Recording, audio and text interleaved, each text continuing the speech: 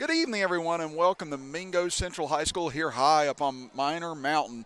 It's Chris Kidd here with you, Zach Anderson alongside me, J.J. Pruitt, our engineer this evening, and we've got two schools that are very close in proximity to each other, Zach. Two teams that have definitely had their success in high school football, but two programs going in very opposite directions coming in here tonight. That's what I was going to say. Their trajectory so far this season have been very different. You've got Mingo Central coming in here at 4-0, top 10 in the state in AA, and then you've got Wyoming East, who is coming in at 0-4 on the season. Yeah, and you look at Wyoming East's schedule, it has been a difficult schedule to start things out with, but, Mingo Central's also had a pretty difficult start to this season, started with that big win over Tug Valley, and they've just kind of kept things rolling throughout the early part of this season. They come in here on their homecoming tonight, and they feel very confident. Like you said, tied top 4 in Class AA coming in here this evening. They can't afford any slip-ups now that they've got an opportunity not just to make the playoffs, but possibly even host some home playoff games. Right, and it's been some time since Mingo Central's been able to host a home playoff game, and I believe we may have been up here back in our radio days for that home playoff game. Me and JJ were talking beforehand about that was one of the last times I had been up here. So it's been almost a decade since I have been up here for a football game. But I believe this Mingo Central team, their defense is pretty stout, their running game is efficient, and those are two things that travel well in football. Well, we want to thank our sponsors helping us bring you all the action here tonight on D&D Mountain Elite and D&D Sports Network. We want to thank Laser Dude, 304 Motorsports, Trend Services, Chiefs Roadhouse, Domino Printing, the Tug Valley Wellness Center, Markham, Remora and Associates, LB&T Banking, Aracoma Drugstore, Missy Birchfield State Farm Agent, PT12, Genmar, United Motorsports, Bronze Beauty, White Eye Care, Hill Chiropractic, Runyon Insurance, L&A Lawn Care, Stereo Video Unlimited, Mi Pablito joining us here this evening as a sponsor, Off the Beaten Trails, Quick Stop, and Sherry Bo's Diner. We want to thank all of them for helping us bring you the action here tonight. We'll step aside for a quick break, and when we come back, it'll be time for kickoff here from Minor Mountain as you are watching high school football action on the D&D Sports Network.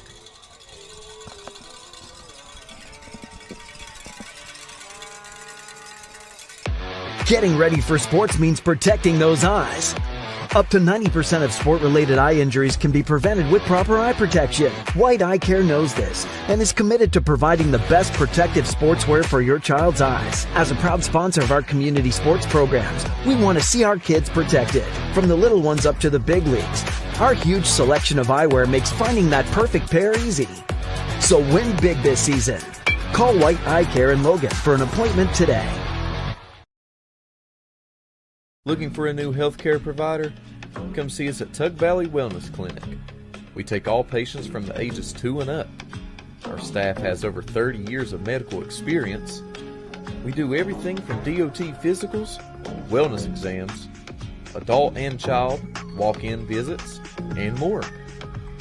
Call us today at 304-236-3601 and reach us Monday through Friday. Come on down to Three Guys Pizza and Brew in Williamson, West Virginia. We're located on the corner of Harvey Street and 3rd Avenue. We got great deals on pizzas, sandwiches, and more. Get great service with great pricing. Enjoy your birthday or ball games with us here at Three Guys Pizza and Brew. Look forward to seeing you.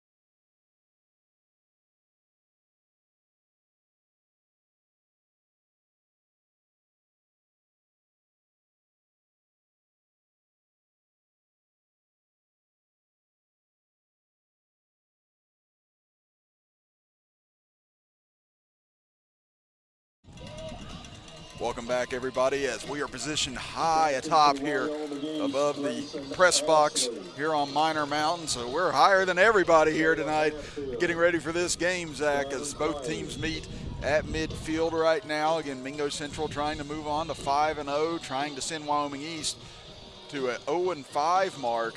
And again, we talked about it coming out here. Again, both sides, big boys on the front line, big boys on the O-line. It's going to come down to a lot of the athleticism of Mingo Central, and can Wyoming East find a way to slow them down here tonight, because thus far their main athletes for Mingo Central have really been devastating in these first 4 games. They have. And Mingo Central, what they're going to want to do, or not Mingo Central, but what Wyoming East is wanting to do to slow Mingo Central down is really gum up that inside of the line, so that way they're not getting gashed all night. But then, bringing more men in to stack the box opens them up to, shots out in the flat. And then Mingo Central's passing attack with Aiden Hatfield, their quarterback, will be able to really push the bar against Wyoming East. Again, these teams hadn't met in a few years. First meeting since 2021 between these two.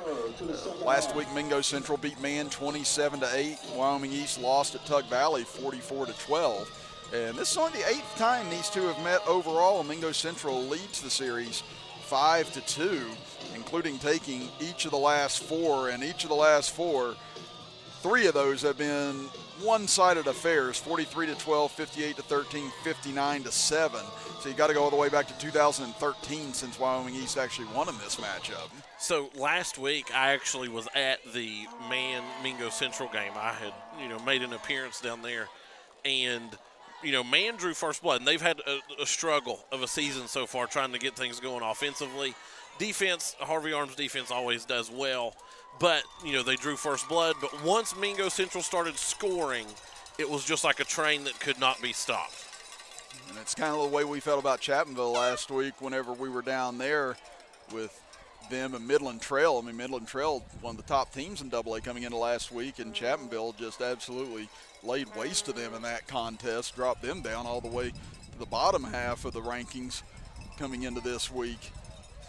Yeah, and so the matchups you're wanting to watch as we go throughout the season is Mingo Central and Logan, Mingo Central and Chapmanville, Logan, Chapmanville. And Logan definitely a very interested observer tonight. As you mentioned to me, they're on their bye week this week. Nick Booth and company 4-0 coming in. They're right behind in the rankings of Mingo Central and several others, so they're very interested to see how this game turns out tonight.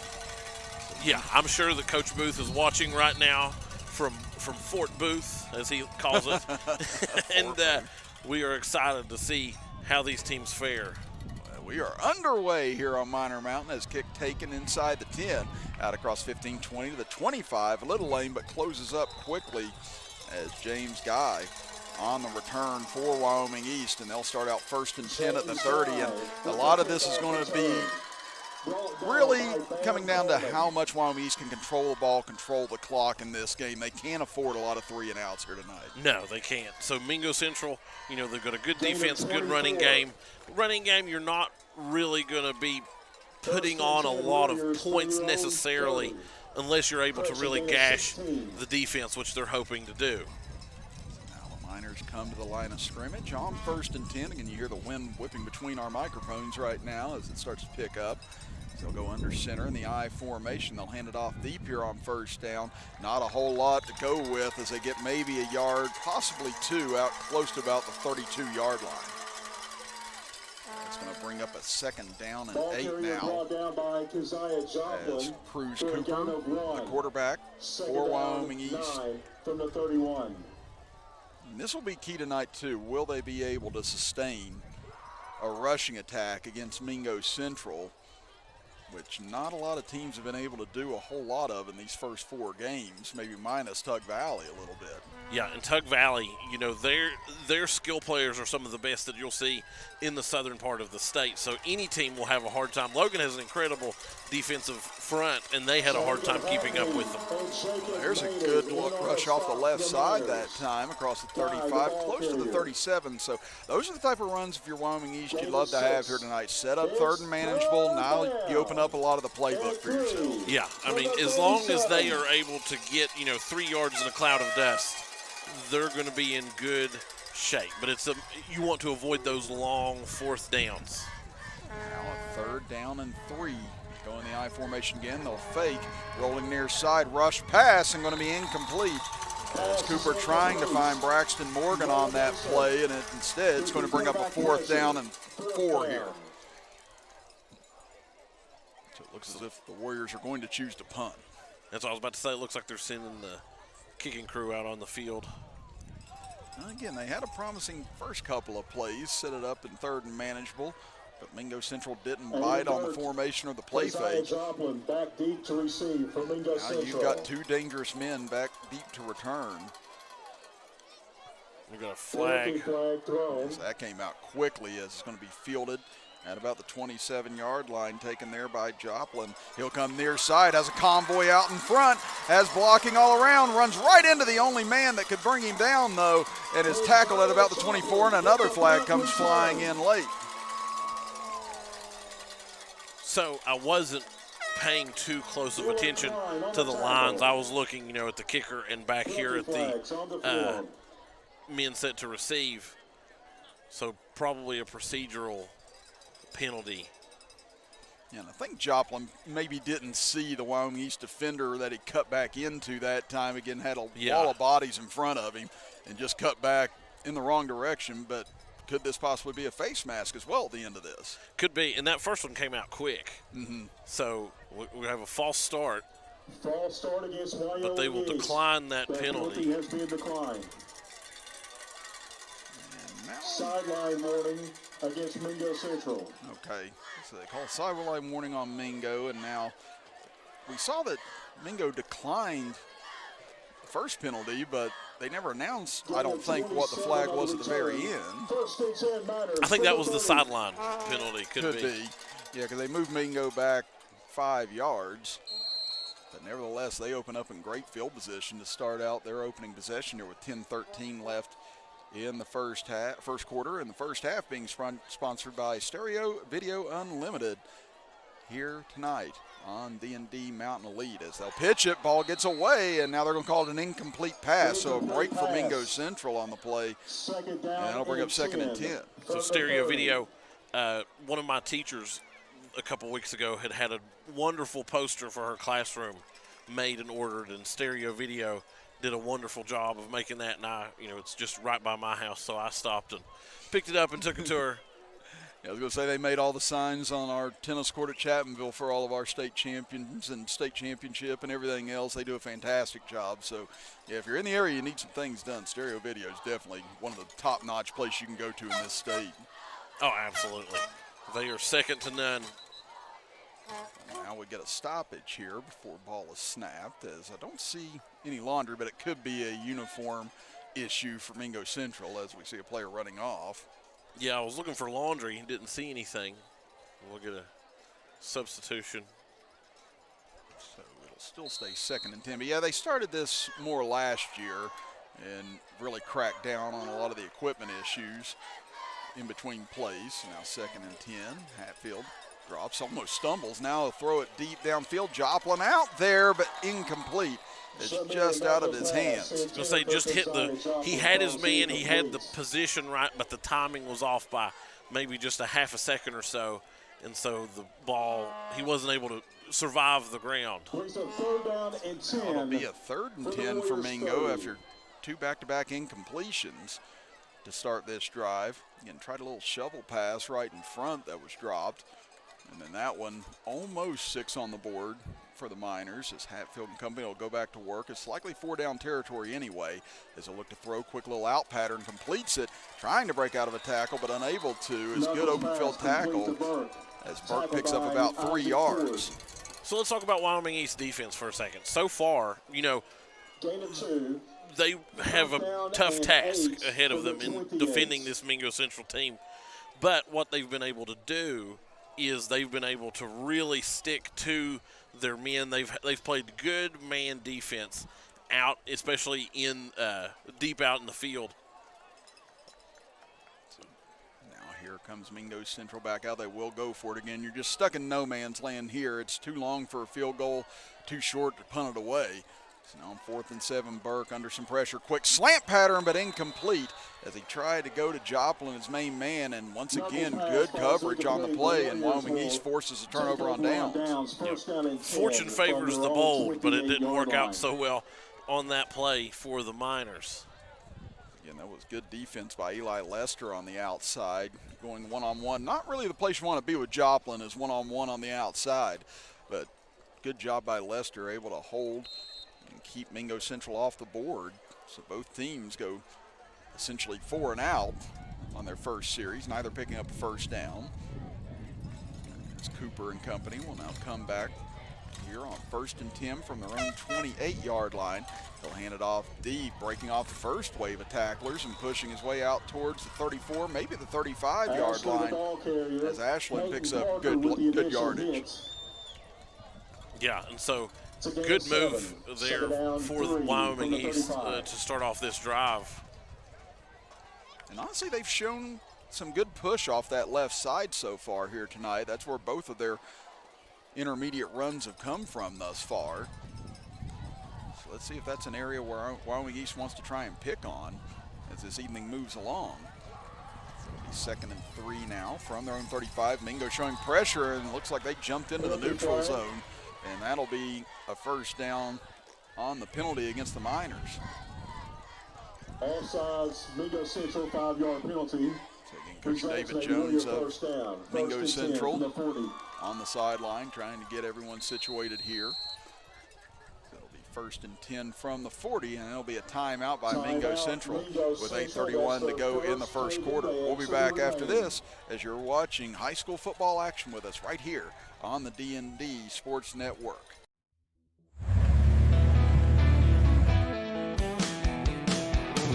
Smokey Armstrong here from United Motorsports of Belfry. Looking for your next adventure? We've got the motorcycles, side-by-sides, and ATVs needed to take your riding to the next level. Whether you're hitting the track, enjoying the trails, exploring the open road, or seeking comfort and style, we've got you covered with trusted brands like Honda, Polaris, and Kawasaki. At United Motorsports, we're not just about selling power sports, we're passionate about helping you find the perfect ride. Our team will work with you to customize your vehicle, offer expert advice, and provide top-notch service. No matter where your adventure takes you, ready to get started? Call us at 606-237-7311 or visit www.unitedmotorsportsbelfry.com or stop by today. Your next ride is waiting.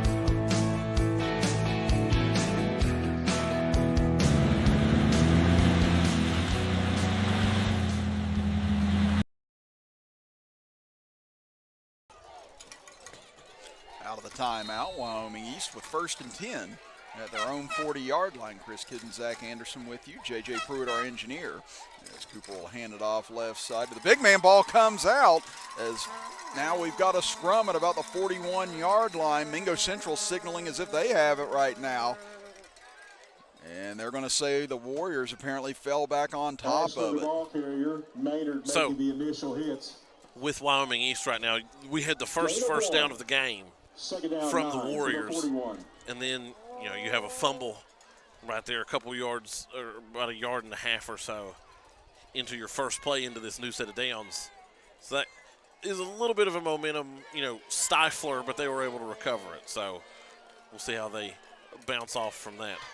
They look like they're lining up there, a little bit of confusion at first, but now they get things settled. Once again, bunch formation as Cooper will roll out under pressure immediately and intercepted. Picked off at the 42. Back come the Miners on the left side. Big blocking out in front and onto the pylon. Was he in? A flag down, it looks like, at about the 1-yard line. As the officials make no signal yet. Now it looks like they're going to stop things at about the 1, but we may get a block here in the back against Mingo Central. Now we get a signal touchdown on the far side. So now, yes, they do signal block in the back against Mingo Central. So that will wipe out the touchdown. But Tegan Butterback able to get that interception and bring it all the way down deep into Wyoming East territory. So, Wyoming East, what they're wanting to do, what you're trying to do is to make the most of your possessions and turning the ball over to Mingo Central and letting them get to the 1-yard line is That's not the strategy you want. That is, as President Bush said, strategery. Yeah, I was going to say, that's a recipe for disaster Right. all night long if that's what you choose to do. But, yeah, so far they've tried that little rollout twice, and first time they were under pressure, nothing open. That time Cooper just had a defender in his face immediately, got rid of it, but Butterback was the man that he ends up throwing it to. Now Mingo will have it 1st and 10 at the 11-yard line.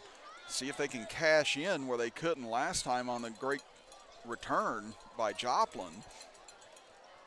Hatfield will work out of the shotgun.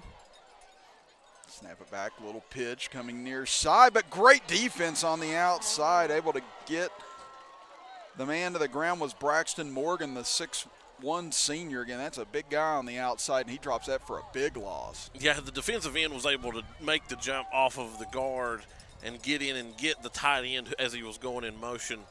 And, you know, just it's the difference of a half a second or so that has made the difference in some of these plays for Mingo Central. So that'll be a loss of 10. 2nd down long from the 20. All the way back to the 21 of Wyoming East. Hatfield will hand it off. A little bit of a fumble there trying to get it inside. Picks up about 5 yards as Jace Coleman gets a little bit of that yardage back. Now it brings up 3rd and 15 as they wind the clock. Again, the clock hasn't started. I don't know if the last 3 plays, the clock has not changed. Okay, so now they get things rolling, and I think the officials are going to want to try and get the clock to where it's supposed to be. We're going to be probably right at 7 minutes, maybe 7:10 was my official time estimate. That's what the official ends up trying to put it at here, if they do adjust it at all. Looks like 7:20. Yeah, they brought it down about 17 seconds or so. Now they'll wind the clock. It's Mingo Central facing a 3rd and 15 here. They can still get a 1st down at the 1-yard line. As play clock running down to 12-11 as they break out of the huddle. Hatfield will put 2 receivers up top, 1 to the bottom. They'll drop the throw under some pressure. Yeah, a little screen set up. It's a flag on the far side, cutting inside and into the end zone for the touchdown. But another flag down, and Mingo Central seems to immediately know it's against them. I'm going to say we probably have 2 holding calls on the Miners. So thus far, Mingo Central's created a lot of opportunities for themselves, but they've shot themselves in the foot a couple of times now on this possession and on their previous possession. We're going to get a false start. Against the Miners, 5-yard penalty. I'd say Wyoming East will take that because the block in the back or the holding down at about the 2-yard line would only bring it back to about the original line of scrimmage. Yeah. So this will wipe out the 5-yard run from a moment ago. And they'll be right back to 3rd and 20. So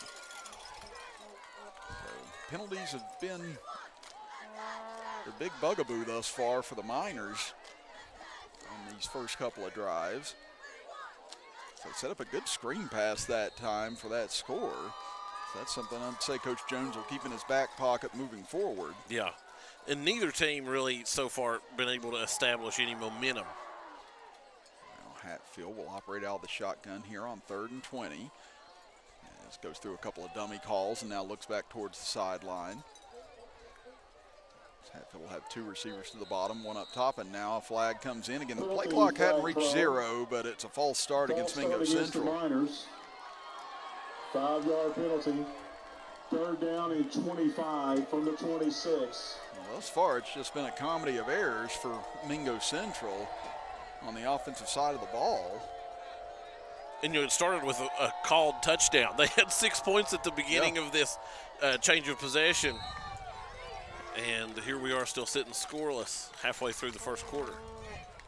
Now let's see what Mingo Central looks to do here. Again, could still be looking at 4 downs here either way if you're the Miners. So going to put 3 receivers to the bottom and 1 up top. Hatfield will drop the throw, has some time, runs out of time, and he's going to get sacked back outside the 30-yard line. Great pursuit that time by Ashley as he got to him off that corner, and it's going to bring up 4th down and forever now. So it's going to officially be 4th and about 31 now for Mingo Central. And hard to believe, though, Zach. You know, you had it 1st and 10 at the 11. Now you could be talking about maybe punting the ball here. Right. And 31 from the And let's Wyoming talk about 32-yard line. Wyoming East. You know, they come in here 0-4. Mingo Central has all the talk, all the bustling about across the state as one of the best teams. But Wyoming East is not going out without a fight. Let's throw on 4th down, and great catch inside the 10, but that'll be short of the first down by about 9 yards. But it does in essence work as almost a punt for Mingo Central. It's a great grab by Aiden Burke that time. But now Wyoming East for the second time gets a turnover on downs. We'll call it an arm punt. Yeah. Arm punt is a good way of putting it. Yeah, that's one of the things I'll see in college football or even high school, sometimes even in the pros on 4th down. You're just like, especially if it's the team you're rooting for, why didn't you knock it down? Well, you know, Jameis Winston was my quarterback, so he'd throw for 500 yards, but 5 interceptions at the same time. So you'd see a lot of arm punts for the Browns. I was going to say a lot of range of emotion during those games. As Cooper will hand it off on 1st down as Ashley comes off that left side again, pushes out close to the 12-yard line for a gain of about 2, maybe 3 on that pick or on that carry. Again, if I'm Wyoming East right now, I would maybe keep the throwing game in the bag until, you know, you see that it's ineffective to run the ball on Mingo Central. I mean, you'll take 2, 3, 4 yards a carry right now if you're the Warriors. Yeah, and it's, you know, they've had a lot of success just kind of running it up through the middle and pushing them around on the line of scrimmage. Go right back to Ashley as he hurdles and dives over top of the line, out close to the 15-yard line. So that'll set up a 3rd down and long 4, short 5. I was going to say, you know, they gave him about 2 on that. 3rd down and 5 to the 15. And again, the Warriors picked up a 1st down on the last drive via penalty. So if you're Mingo, you've got to be careful here about a hard count once again from Cooper. He gets everybody to the line of scrimmage. One receiver split out to the near side. They've thrown out of this formation, but this time they'll run it. So they give it off to Ashley, and he can't get any further than about the 17-yard line as he's wrestled backwards. They'll give him progress to about the 18, but it's going to be 4th down about 2. On the carry. Finally brought down by Jacob Maynard. So Jacob Maynard and several others on that stop. It's 4th down and 1. And I want to give props to the Warriors' offensive line. They have really been able to buck the Miners and push them back. And, you know, they're not getting big chunks of yardage, but they're getting just enough to keep the ball steadily moving. Yeah, like we said, if you're Wyoming East, your biggest thing is you want to try and shorten this game as much as possible. Yeah. And right now, they've almost gotten 9 minutes off this clock in the first quarter. They've been able to hold Mingo Central twice deep in their own territory. We're going to get a timeout from Wyoming East. East will call their first timeout. We'll step aside and be back after this as you're watching high school football right here on D&D Mountain Elite. If you got a big job to get done, don't just trust any flagging service. Call Diamond Flagging Service. Diamond Flagging Service keeps your community safe while also making sure it stays moving. Give Diamond Flagging Service a call today for their services. They also offer amazing job opportunities. Diamond Flagging Services, proud supporter of the Mountain Athletes.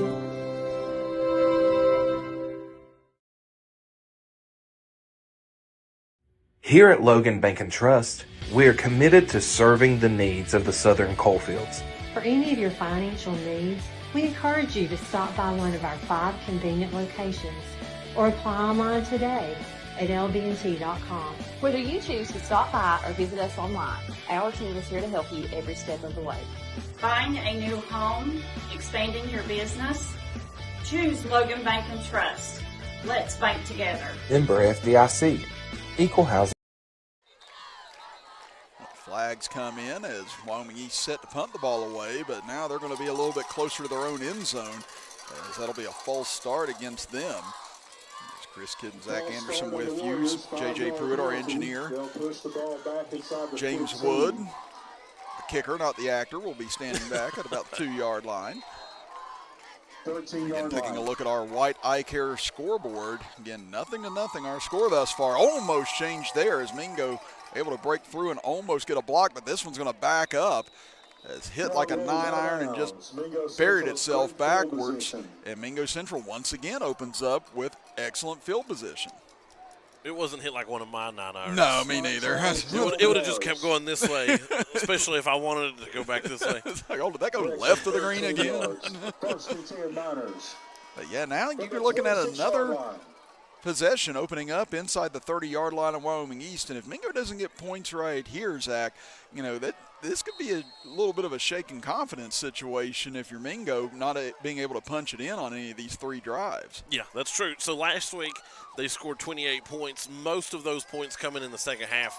They were up 14-8 going into halftime and they came out and poured on a couple more touchdowns. They fake the handoff. Hatfield keeps it, gets to the outside. Nice game for him as he gets down inside Knuckles, I apologize. As Knuckles gets down to the 20-yard line for a pickup of about 6, maybe 7.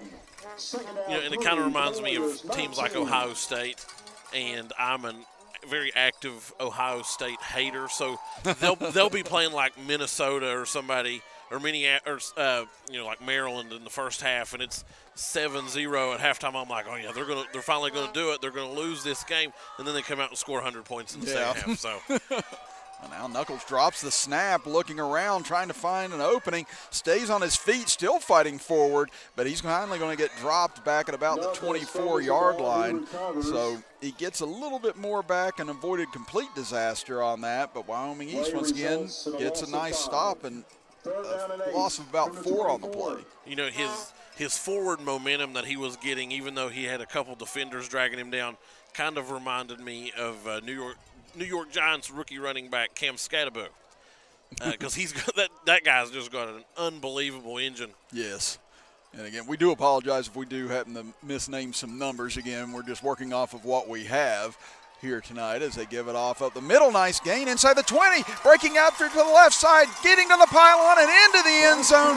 And this time it will stand as Jace Coleman takes it in from 24 yards out, and Mingo finally breaks through with 1:58 to go in the quarter. And so, they had that score, almost 8 or 9 minutes ago, and through a series of unfortunate events, came away scoreless from a grueling drive, but glad they were able to capitalize on that. And so now they're going to be looking to use that momentum to carry them on throughout the rest of this game. Now they'll set to kick the extra point here, try and make this 7-0 game. It snaps down, kick is up as it's a wobbler up and through. And Mingo takes a 7-0 lead with under 2 minutes left in the first quarter. We'll be back after this as you're watching high school football action on D&D Mountain Elite. Call Restoration One, West Virginia's go-to cleanup crew. Don't let fire, wind, water damage ruin your property. Restoration One can get you back to 100% in the quickest time possible. Our staff here at Restoration One is fast, friendly, and reliable. We got experts that use the latest in technology to remove mold and damages left behind by Mother Nature. Don't just trust anyone. Trust Restoration One.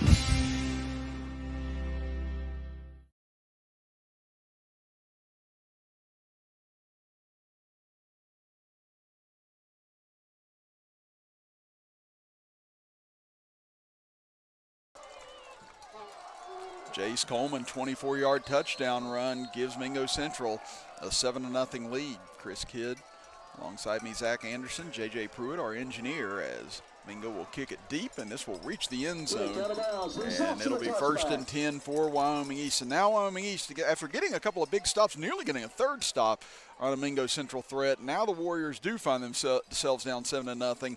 Again, I don't think this is by any means time to change the game plan on offense, but it does start making you worry a little bit if you're Wyoming East now. Their game plan has worked pretty efficiently so far. I mean, they've not crossed we'll call it the prime meridian. They've not crossed the 50-yard line.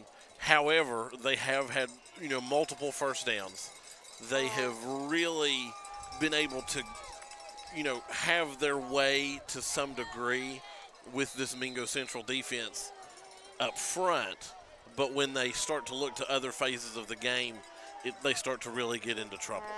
Well, now a bit of a different look here for Wyoming East on first down. Try a quarterback option play, and this goes nowhere as Mingo Central swallows it up in a hurry.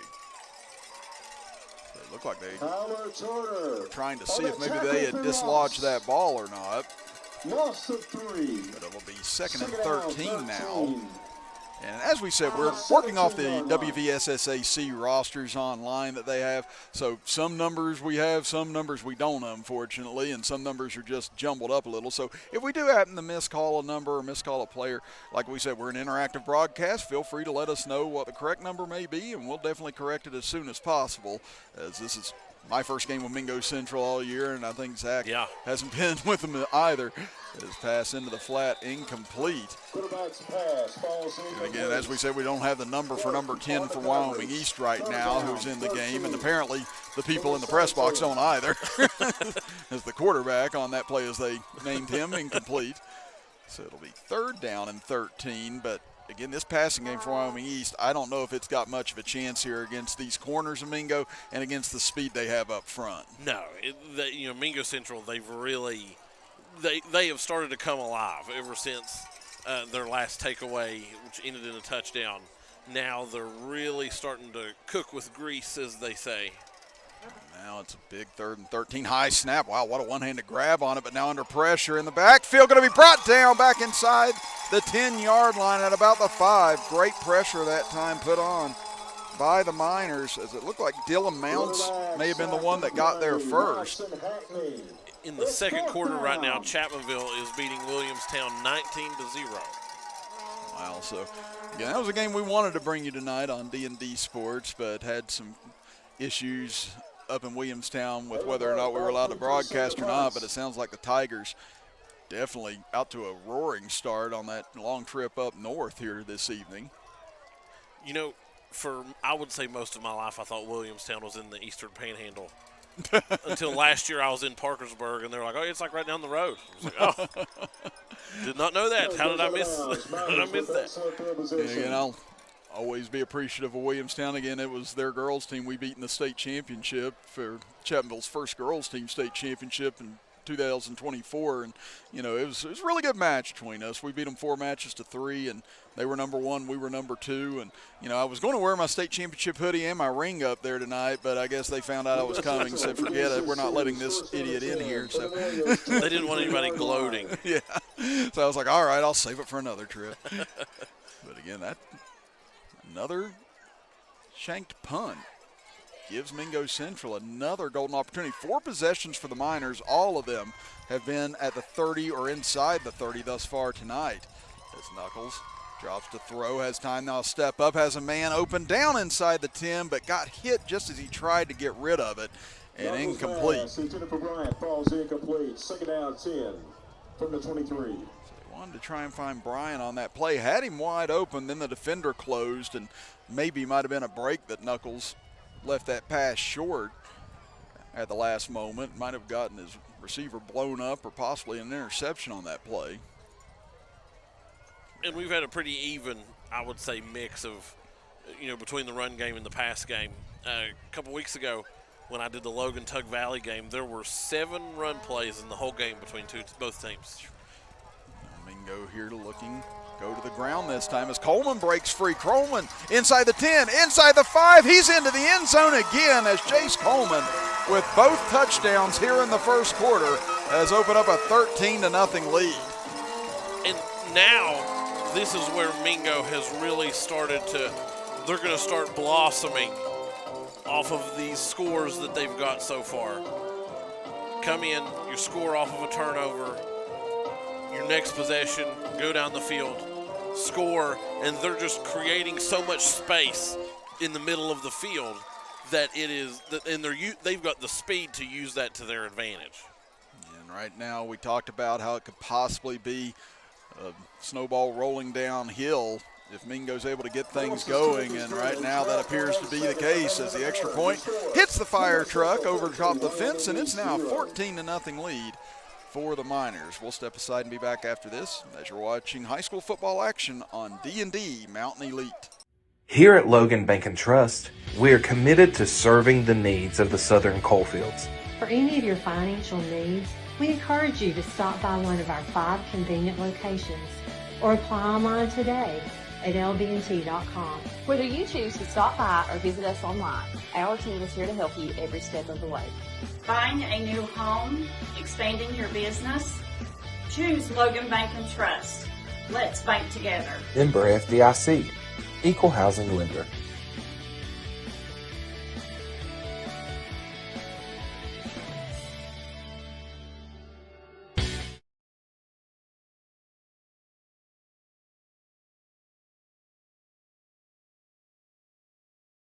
Jace Coleman has been the man on offense thus far here tonight. For Mingo Central, back-to-back touchdown runs. And they lead it now 14-0 as they kick it off deep to about the 5-yard line as we've got 10 seconds to go here in the second quarter. Trying to reverse field, come back the other way, across the 20. Oh, and then ripped at about the 23-yard line. And finally going to go down there after an elongated run. And it'll set up Wyoming East deep in their own territory. So it's been a tale of two field positions so far in this game. Yeah. Wyoming East has been backed up every drive, and Mingo Central has been right inside their 30 every time. Yeah, so I mean, when you're starting every possession almost from the red zone, you're having a good night. And Mingo Central has been, you know, within 10 yards or so of that every starting possession that they've had. A flag came in at the end, and it looks like a face mask, and it is, against Mingo Central. So there's a break for Wyoming East, a 15-yard penalty. This will be the final play of the first quarter, barring a penalty. As Wyoming East went 3 and out on their last possession. They'll hand it off here on first down. Ashley to the left side, pushing the pile out across the 40. He'll be driven back, though, at the 42 after a pickup of 3. So that will end the first 12 minutes of action.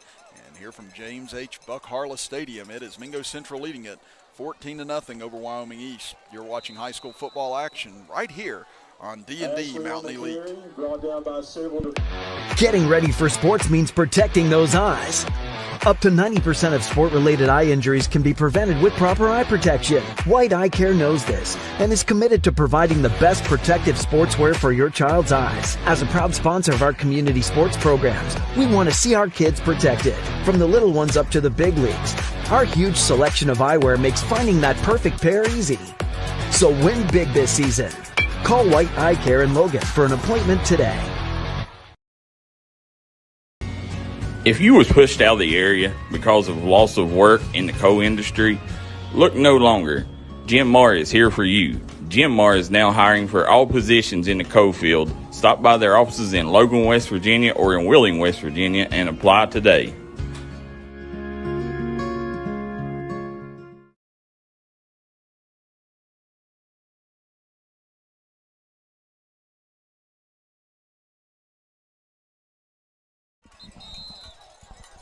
$14-0 Mingo Central leads it as we get ready to start quarter number 2.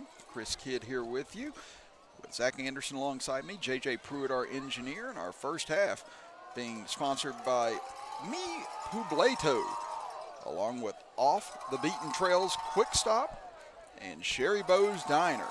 So again, we want to thank them for helping us bring you all the first half action along with Stereo Video Unlimited.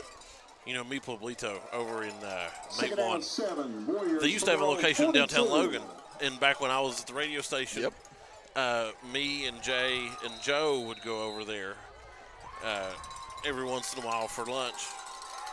I told you, they've got a good business, and glad to see them down in this way and being with us here this evening. As we get a bit of a quick start here against Wyoming East. That's going to wipe out the positive yardage they had on the first play of this drive to end the first quarter. 5-yard penalty. This will push them back to 2nd and 11 now.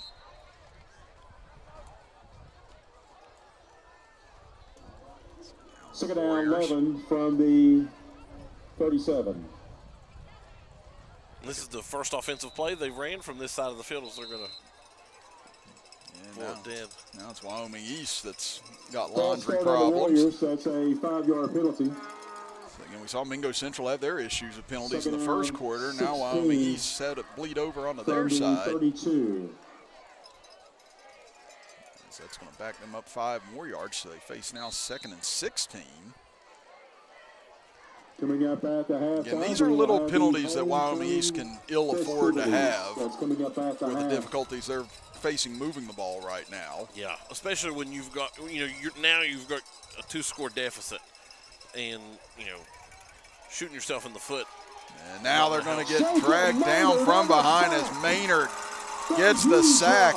Another here for this Mingo defensive line in this first half. And that's going to bring Wyoming East all the way back to about the 22-yard line. It brings up 3rd down. So this is 3rd down and about the distance I've got to get to go back home later tonight. Let's make some noise. It'll be 3rd and about 26 here as they need the 48 for a first down. As things have gone from bad to worse for Wyoming East ever since surrendering that first score this evening. And this is one of those positions when you find yourself at such a disadvantage. We're going to another flag. Wow, this has just been a nightmare series here for Wyoming East, as this will be a delay of game now. Warriors 5-yard penalty. So they're going to back themselves up. It's almost like they were uncomfortable with the decent field position they got out of the face mask, and they're trying to get back to where they've been more comfortable here in the first half, as Wyoming East has been buried deep in their own territory so many times. Now they face a 3rd and 31 out of this. 1 minute gone here in the second quarter as they'll heave one deep over the middle, almost picked, and then almost with a chance to be caught off the ricochet. But now we've got another flag down here at the 22. It looks like it's going to be against the Warriors, so I think Coach Jones just signaled a decline. Yeah, that could have been backbreaking for the Warriors, or it could have been a big boost to them because it went right over the receiver's head. Yeah, you thought you might see a deflection right to the receiver for a second. But now it'll be Wood punting from his own 5-yard line again as he gets this one off. This one much better as it's going to get all the way back towards midfield. Taken there cleanly, though, as here comes Joplin. Near side, he's got a wall in front of him, and Joplin is gone. 50-yard kick return, and it's now a 3-touchdown lead for the Miners. And he does a nice backflip as well on the sideline to celebrate, coming over towards the rest of his teammates to celebrate. And as soon as he made that cut over here to the right side, Zach, you just saw the blockers in front and you said no chance. Oh, yeah. And, dominating, and I would say Mingo Central has dominated in the special teams phase of this game, hands down. And creating that space with the blockers to get him into the end zone for a guy with wheels like that is incredible. Now we get another stoppage, and this is going to be encroachment against Wyoming East. Boy, they're averaging a penalty a play right now, it feels like, here in the second quarter, as Wyoming East just having difficulty lining up and staying on sides right now. Coach Jones looked over to his special teams coordinator to look into, going for it. Going for 2, but they decided to keep the kicker out there. Yeah, I thought Coach Jones might there for a second. He was tempted to, but they'll try the extra point nonetheless, and why not? He's been 2 of 2 and now make it 3 of 3. As it is a 21-0 lead for the Miners. We'll step aside and be back after this as you're watching high school football action with us right here on D&D Mountain Elite. If you're looking for a friendly and fun atmosphere to enjoy your daily cuisine, come to Cheech's Pizza in Lenore, West Virginia. Cheech's Pizza has world-renowned cheese sticks, delicious pizza, and the best subs in the pizza and pasta game. Don't forget to take advantage of our milkshake shop located inside. Bring your family down to meet ours. We are the place that treats you like family from the second you pull in the parking lot. We look forward to seeing you here at Cheech's Pizza.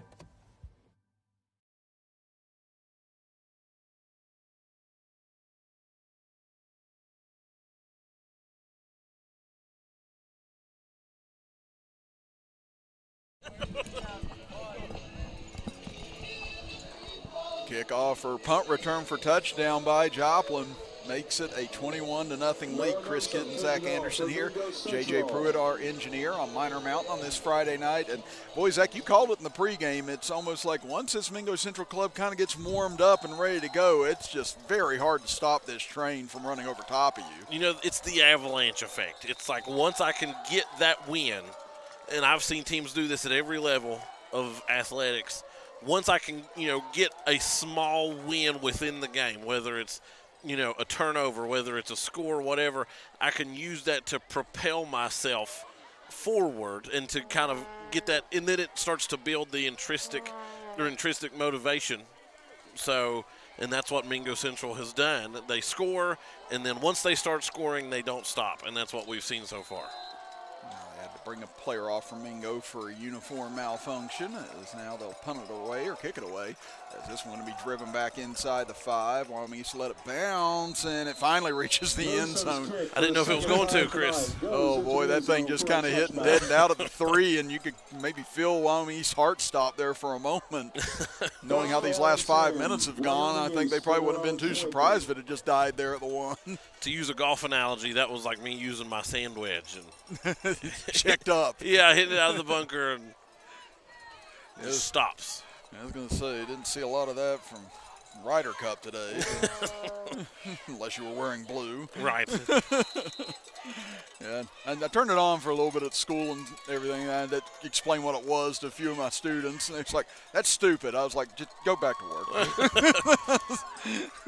It's like, wrong. So now 1st and 10 for the Warriors.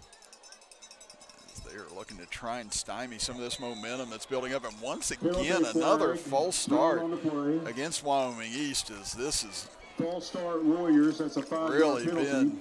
1st down and 15 from the 15. There has been some stymieing, but it has been to their own detriment. Yeah, they've just, for the analogy's sake, just taken the gun right to their foot. Yeah. Here in the first half, with penalties, especially here in this second quarter. I mean, they've had a mountain of penalties here in the second quarter, and we're not even a minute and a half into it yet. They try a little crossing pattern, intercepted. Coming back the other way inside the 10, the 5, and a flag down, unfortunately, for Mingo Central. May bring some of that back as Donovan Baltimore ended up having the pick 6, but let's see if it stands or not. This has been a flag-happy crew here this evening. And Mingo Central not completely celebrating, so it will be a block in the back. And the offense will come out now to try and put those points on the board themselves. They're going to have to stop playing the fight songs. He's called the touchdown back. And unless my eyes deceive me, and whoever out there can correct me if I'm wrong, I believe this is the same crew that did the Tug Valley Logan game a few weeks ago. Oh my God! And we had, and it was a very evenly, very fair called game. And it has been so far here tonight But as well. there were 250 yards of penalties by the middle of the 4th quarter on both teams. We're going to get a timeout from Wyoming East. So East will burn their second timeout of the half. And we'll step aside and be back after this as you are watching high school football on the D&D Mountain Elite Station. Looking for a new healthcare provider? Come see us at Tug Valley Wellness Clinic. We take all patients from the ages 2 and up. Our staff has over 30 years of medical experience. We do everything from DOT physicals, wellness exams, adult and child, walk-in visits, and more. Call us today at 304-236-3601 or reach us Monday through Friday.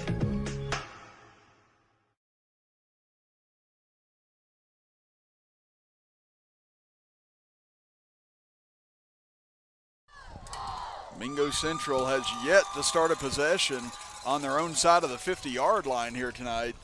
And now they get another opportunity, 1st and 10 at the Wyoming East 21 after the interception a moment ago. A real situation of as Charles Dickens called, the best of times and the worst of times for these two teams.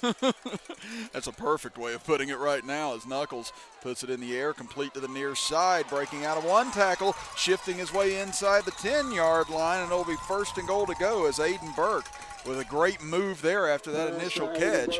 And you can just kind of see Wyoming East. The tackling's not as crisp now as it was early on. You can start seeing some of the life being dissipated. Knuckles has more time to throw now. Wyoming East definitely on their heels at the moment.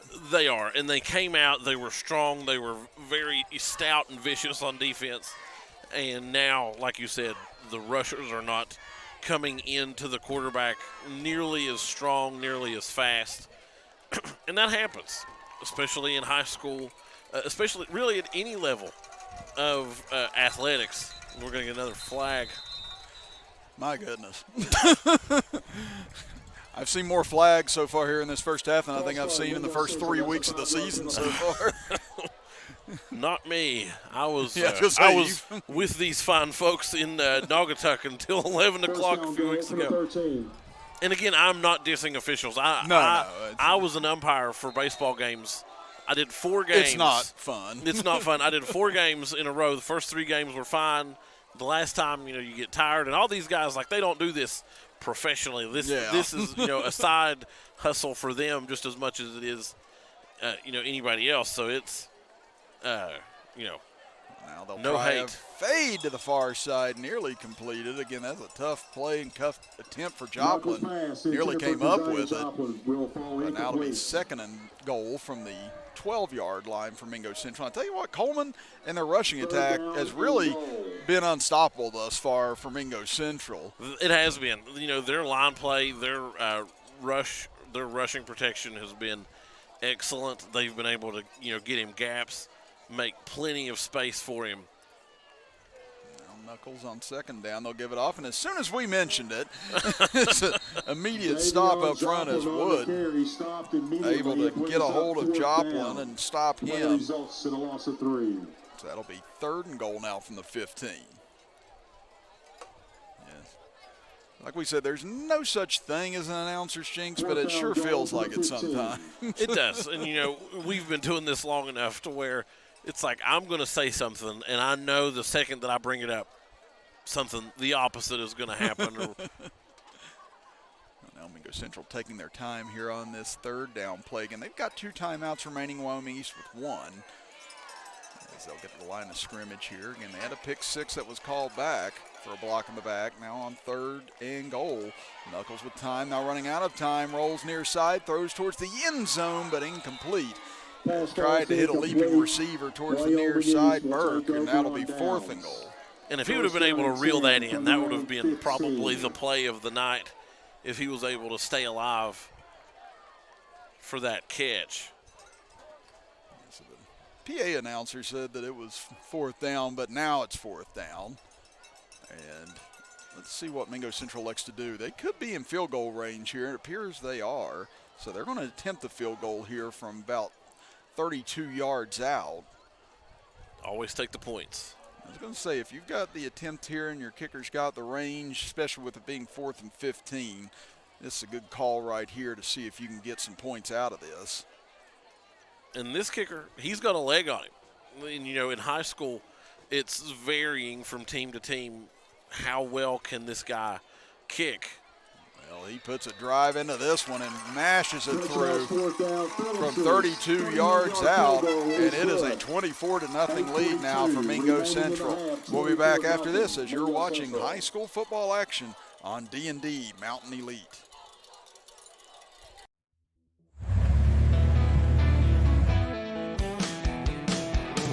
Smokey Armstrong here from United Motorsports of Belfry. Looking for your next adventure? We've got the motorcycles, side-by-sides, and ATVs needed to take your riding to the next level. Whether you're hitting the track, enjoying the trails, exploring the open road, or seeking comfort and style, we've got you covered with trusted brands like Honda, Polaris, and Kawasaki. At United Motorsports, we're not just about selling power sports. We're passionate about helping you find the perfect ride. Our team will work with you to customize your vehicle, offer expert advice, and provide top-notch service. No matter where your adventure takes you, ready to get started? Call us at 606-237-7311 or visit www.unitedmotorsportsbelfry.com or stop by today. Your next ride is waiting.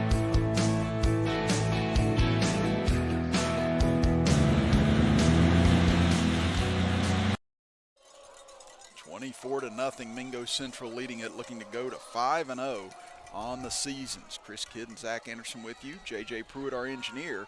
As kick comes a little short this time, and nice coverage by Mingo Central as they set it up that way to get the coverage in position. They drop Parker at the 25-yard line with 8:31 left in the half. And there's no place like home, and this has been home for the Wyoming East Warriors for most of this game, is deep into their own territory, right around the 25-30-yard line. It has. It's been wild, the disparity in field position here in the first half. Again, Wyoming East has started, as you said, deep in their own territory each time. And Mingo Central has started on the Wyoming East side of the 50 each time. So the first quarter was played on the entire side of the left side of your screen. Now it's being played on the entire side of your right side here in the second quarter. So I'll go under center here on first down as Cooper back in at quarterback. He'll hand it off, going near side. Now rushing to the far side. Nice gain up the right side for about 10 yards as Braxton Morgan gets the carry. They'll give him the first, too. Elijah Crease on the ball carrier. Looked like it could have been a toss-up as to whether he got it or not. And Morgan, a big boy back there, too. You know, get ball in his hands, just see what he can do with it right now if you're the Warriors. And that was the first down for the Warriors in about 7 or 8 minutes of game time. And then that first down came Earned through a first penalty. down. Yeah, and I said that first down came through a penalty. Yeah. So that's the first down they've, I guess you could say, gained on their own, but now another false start penalty. False start, Wyoming East. As Gabe Shrewsbury jumped. And these are the things that'll absolutely drive you insane as a coach, going back and looking at it, just the little errors like that. Yeah. I mean, those are the things that kill you. I mean, you've coached, I've coached. I mean, it's not the big things usually. It's usually a lot of the little things that you're like, we know we've gone over this. It is. It's the little foxes that spoil the vine, as they say. And it's all of those little issues, the things that when you're in practice, it's like, let's say basketball, for instance, you work on dribbling, but let's say you're not really like focusing on it, and then you get into a game, you get the ball taken away from you, you have trouble controlling it on loose balls, and then you travel or whatever, and it's like we have to focus and be very intentional in practice on those little things, Yes. just like practicing, jumping the gun. Actually picks up about 4 yards on that previous carry. Brings up 2nd down and 11 now.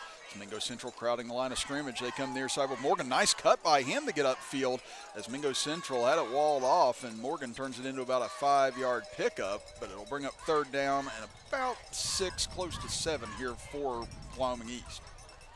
Get about 3 on the play.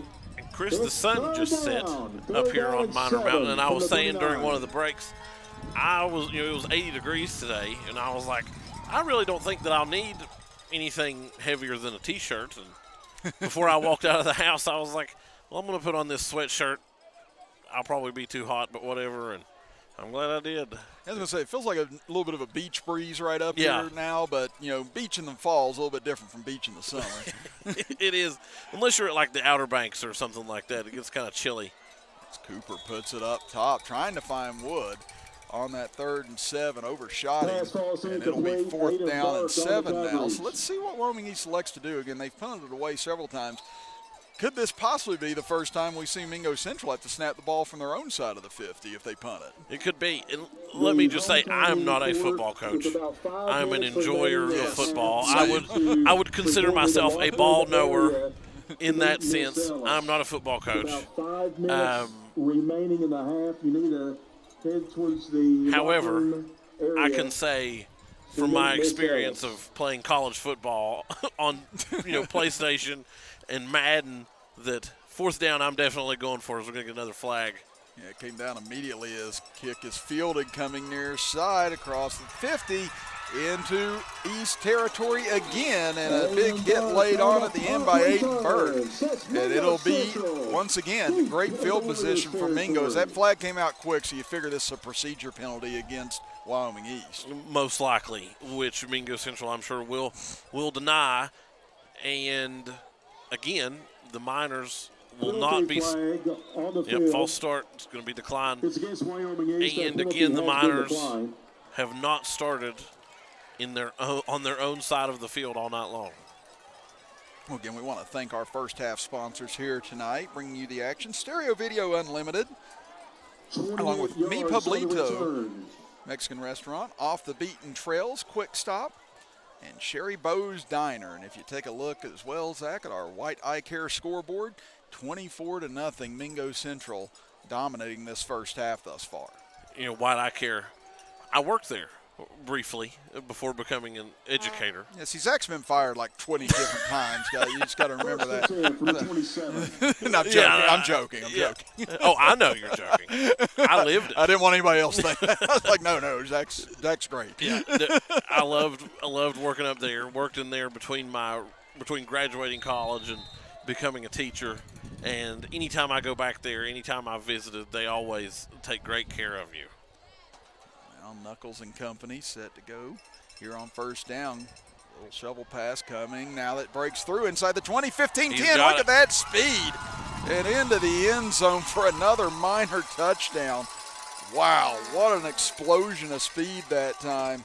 Coming off the edge and into the end zone. Mingo Central. And a good end around there from the Miners. And they ran that play several times here tonight. That's the first time it's really worked. And unfortunately, we don't have number 4 on our roster, and unfortunately, the PA announcer apparently didn't have number 4 on his roster either. So, again, if you know who it was, well, never mind, it's coming back again. That's the third touchdown tonight, I believe, for Mingo Central. Has been wiped out on penalty. So I have to take that off the scoreboard. Yes, they've had a kick return or a interception return taken back for a touchdown. They have one that got all the way down to the 1 yard line that got called back. And now they have this one called back.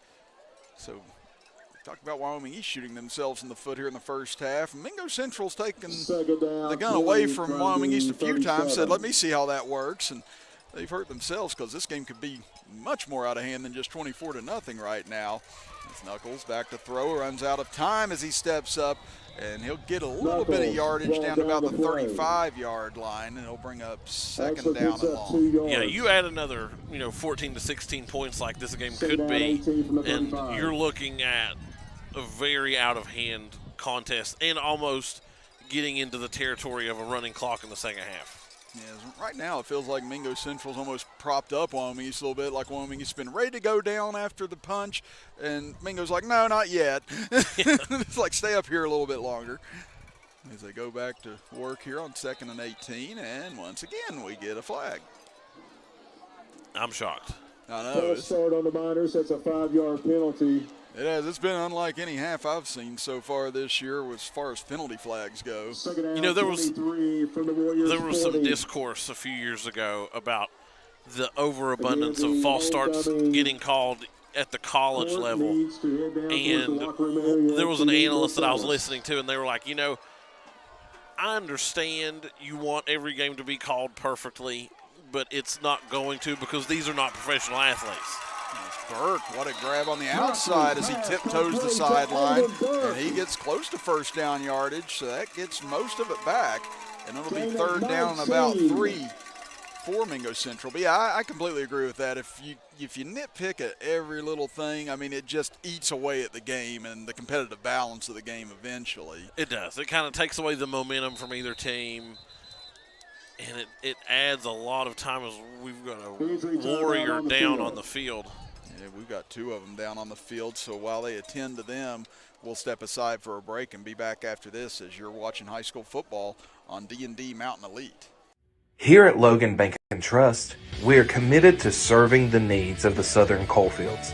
For any of your financial needs, we encourage you to stop by one of our 5 convenient locations or apply online today at lbnt.com. Whether you choose to stop by or visit us online, our team is here to help you every step of the way. Buying a new home, expanding your business? Choose Logan Bank and Trust. Let's bank together. Member FDIC, Equal Housing Lender.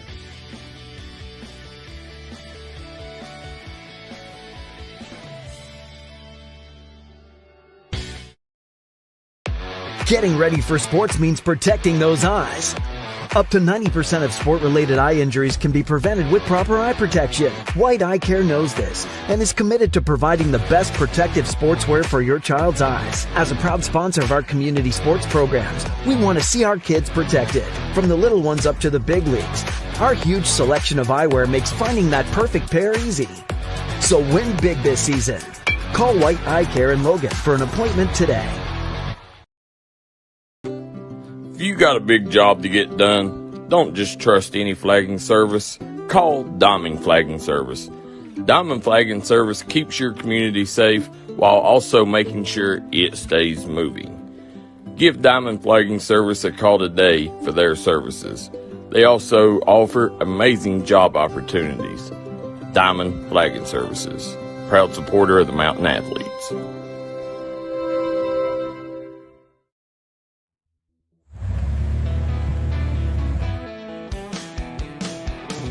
Smokey Armstrong here from United Motorsports of Belfry. Looking for your next adventure? We've got the motorcycles, side-by-sides, and ATVs needed to take your riding to the next level. Whether you're hitting the track, enjoying the trails, exploring the open road, or seeking comfort and style, we've got you covered with trusted brands like Honda, Polaris, and Kawasaki. At United Motorsports, we're not just about selling power sports, we're passionate about helping you find the perfect ride. Our team will work with you to customize your vehicle, offer expert advice, and provide top-notch service. No matter where your adventure takes you, ready to get started? Call us at 606-237-7311 or visit www.unitedmotorsportsbelfry.com or stop by today. Your next ride is waiting.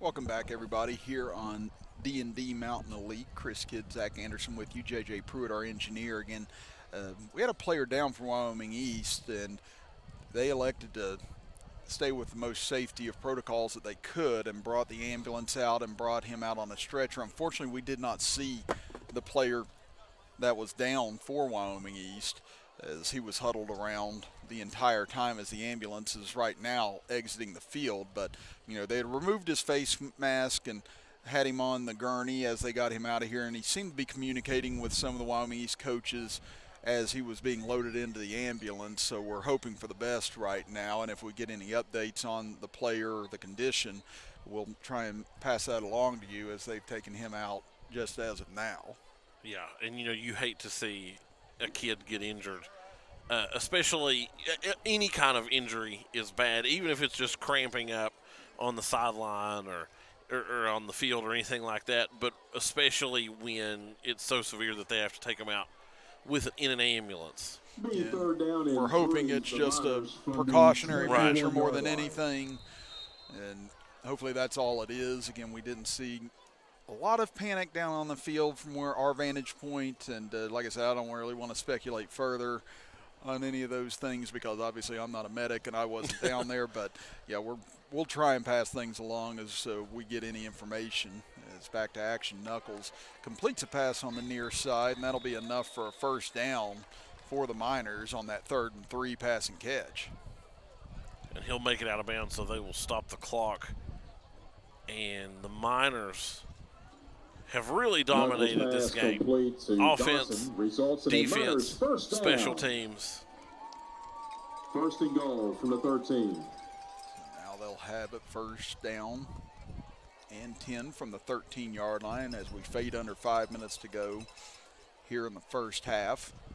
They're getting the clock right, because it had stopped when it wasn't supposed to. Now the play clock running down on Mingo Central, down to 2, down to 1, as Knuckles just gets a snap. Dropping, fires over the middle, a little behind his intended man on that play, Joplin, and incomplete as he had a little post pattern going, but ball just a little bit too inside. You almost had him, but you know, Wyoming East was playing pretty good defense there on the man. Now they'll bring in a few substitutes here.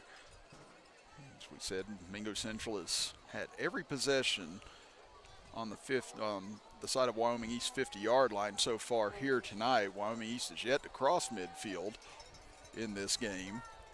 And Mingo Central's been able to get a couple interceptions as well, but they've had 3 touchdowns wiped off the board because of penalties, including one on this drive, as Knuckles steps up and he's going to get sacked back at about the 15-yard line, make the 16. Sacked on the play. That's a loss of 3. That'll bring up 3rd and 13. And in those situations, you kind of like see Knuckles maybe take off a little bit earlier. Yeah. He seems like he's very hestant to take off and run in those spots. Yeah, and it looks like he's, you know, pretty agile. We've not really seen him move too much, but just his movements in the pocket kind of give me some thought and feeling that he could, you know, be very mobile. Yeah, because he's big and he's athletic, and we've seen it a couple of times. He had a 7-yard run earlier, and it just feels like he's gaining that pocket awareness a little bit more and more. But yeah, you'd like to see him maybe be able to step up, step away, maybe try and avoid the rush that time. Again, it's a good rush that time. Wyoming East just collapsed the pocket. But it brings up a 3rd and 14 now. We're going to get we had a penalty. The Miners are going to get moved back. So yet another penalty. Penalty on the Miners, 3rd down, 18 from the 20. So now it'll be 3rd down and about 18 here, as they'll run a little pitch play coming near side, but Wood and Warriors are ready for it as the ball came out on the back end, as looks like Wyoming East has it, and they do, so they force a turnover after all of that.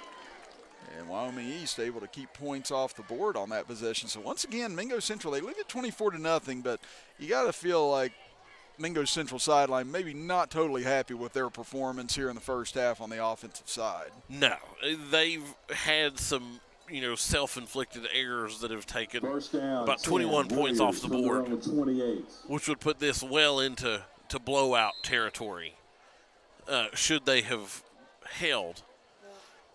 Now Wyoming East will take over here. As they've alternated back and forth a few times on quarterbacks, but now Cooper back under center. Wyoming East, this is some of their best field position all day. It really is. They give it off to Morgan, and Morgan grabbed by his legs by Maynard and company and brought down about the line of scrimmage. Yeah, they're about, I'd say, 5 or 6 yards away from being in the best position they've been in on offense all evening. Yeah, I think this is maybe the second best field position that Wyoming East has enjoyed here tonight. The other was the 38-yard line, which unfortunately for them, they quickly backed up on with penalties and other issues. Now they've got 2:40 to play here in this first half, trying to see if they can seize on any of that momentum off of the turnover. Try and go down and get some points. Mingo Central gets the ball to start the third quarter. And once again, we get a flag on the far side. So this will be another false start against Wyoming East. Another lost iPhone. It's actually being brought up here to the press box. But again, these penalties right here just will drive you up the wall. Absolutely drive you up the wall. Again, they're only 5-yard penalties, but, man, it's like a nick here, a cut there, and before long you didn't realize that you bled out almost. Right. And paper cuts sometimes hurt worse than some bigger gashes. Now Mingo Central will burn their second time out with 2:25 left in the half. And we'll be back after this as you're watching high school football action on D&D Mountain Elite. Call Restoration One, West Virginia's go-to cleanup crew. Don't let fire, wind, water damage ruin your property. Restoration One can get you back to 100% in the quickest time possible. Our staff here at Restoration One is fast, friendly, and reliable. We got experts that use the latest in technology to remove mold and damages left behind by Mother Nature. Don't just trust anyone. Trust. If you was pushed out of the area because of loss of work in the coal industry, look no longer. Jim Marr is here for you. Jim Marr is now hiring for all positions in the coal field. Stop by their offices in Logan, West Virginia or in Wheeling, West Virginia and apply today.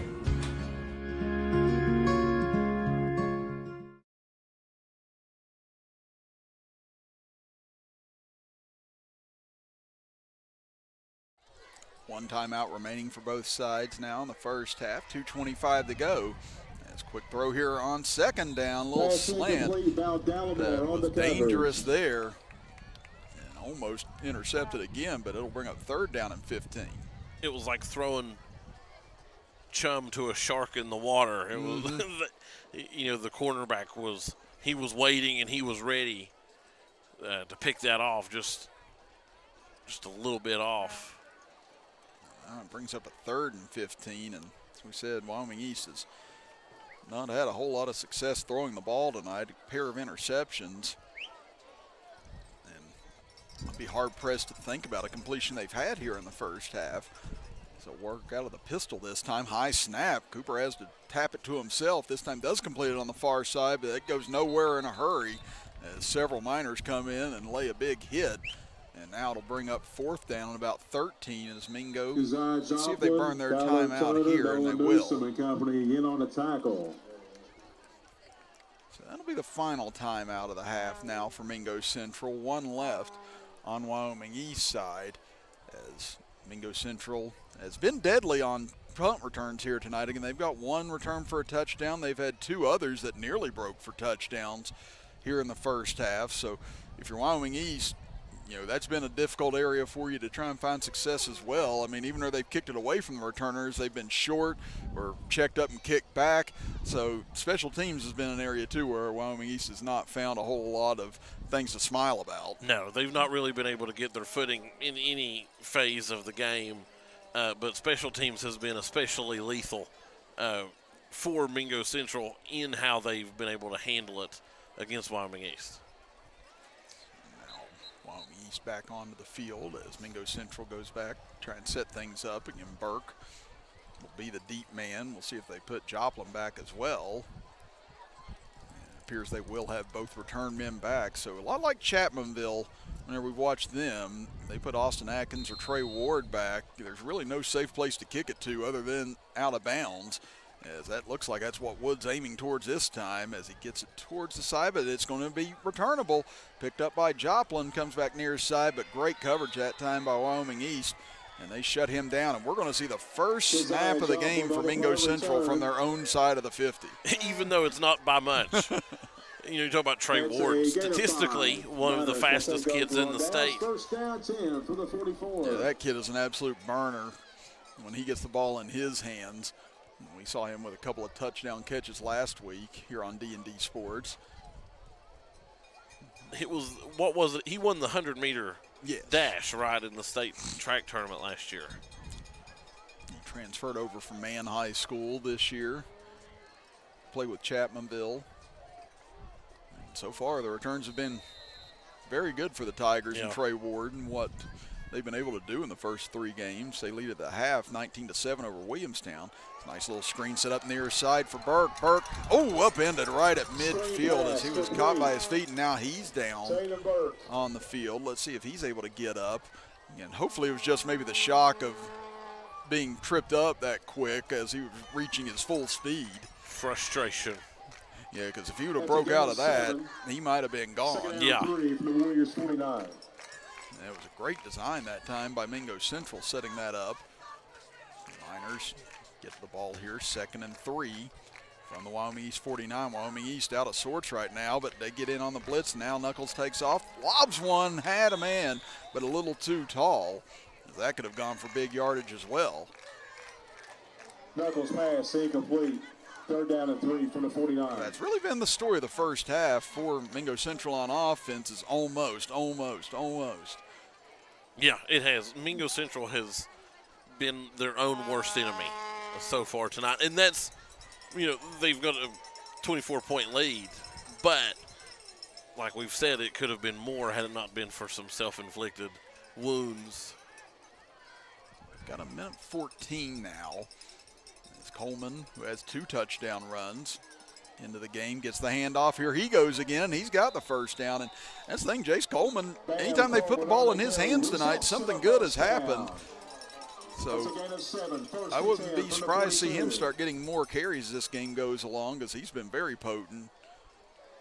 Now Knuckles and company come to the line of scrimmage here, 1st and 10. He'll look to throw to the outside, completes it, and getting out of bounds is Burke. At about the 35-yard line. That'll be a pickup of 7, close to 8. 2nd down, 4 from the 36. So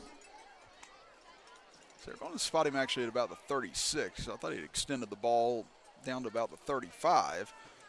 Yeah, and Mingo's not had any trouble moving the ball. It's a matter of maintaining that field position, whether it's from penalties or, a costly.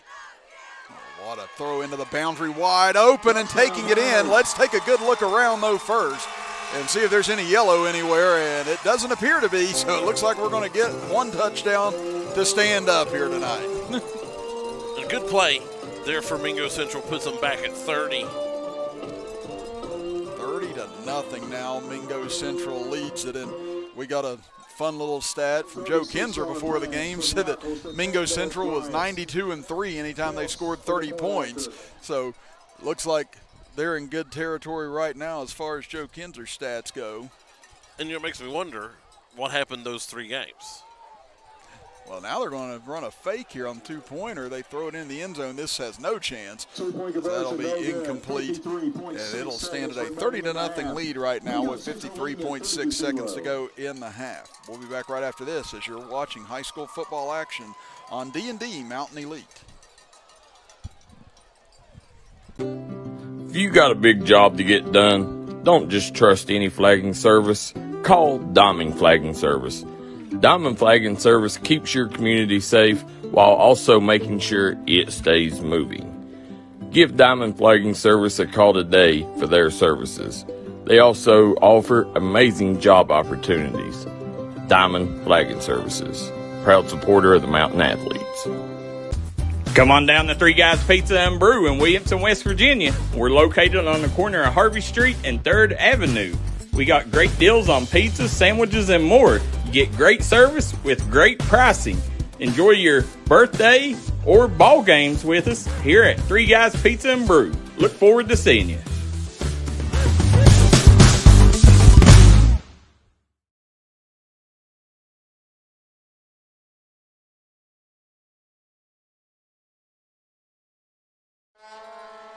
Thirty to nothing, Mingo Central leads it as they get set to kick it away once again. Chris Kidd and Zach Anderson with you. J.J. Pruitt, our engineer. And Mingo Central gets the ball to start the second half. But both sides running low on timeouts. And the scoreboard still says Mingo Central has one in their back pocket. I thought they had used their last one earlier, but both sides with one timeout showing on the scoreboard as Morgan gets the outside, shoves him into the ground. Stiff arm. Wow, what a vicious stiff arm there by Morgan. That was one of those Derrick Henry pushes you back into yesterday stiff arms. Yeah, that's one of those posters you don't want to end up on. No. I'm not going to lie, whether I'm 42 now or whether I was 17 back in the day, I saw man the size of Morgan coming at me. I'm just going to be, you know what, you need that sideline worse than I do. It's fine. I said, I would have made a business decision right there and just stayed away. So now here comes Wyoming East. Line up in the pistol here. Again, last thing they want is another turnover before halftime, but they do feel like they have to make something happen, and a high snap goes all the way back inside the 20, and Morgan has no choice but to go back and just fall on it. And I'd say that's a microcosm of the first half for the Warriors so far. It is. That has been the story of the night for Wyoming East. What has gotten them into this position. And on top of that, they had another false start on that play. And every snap to the Warriors has been bobbled or has been too high. So maybe a little bit of miscommunication between those guys.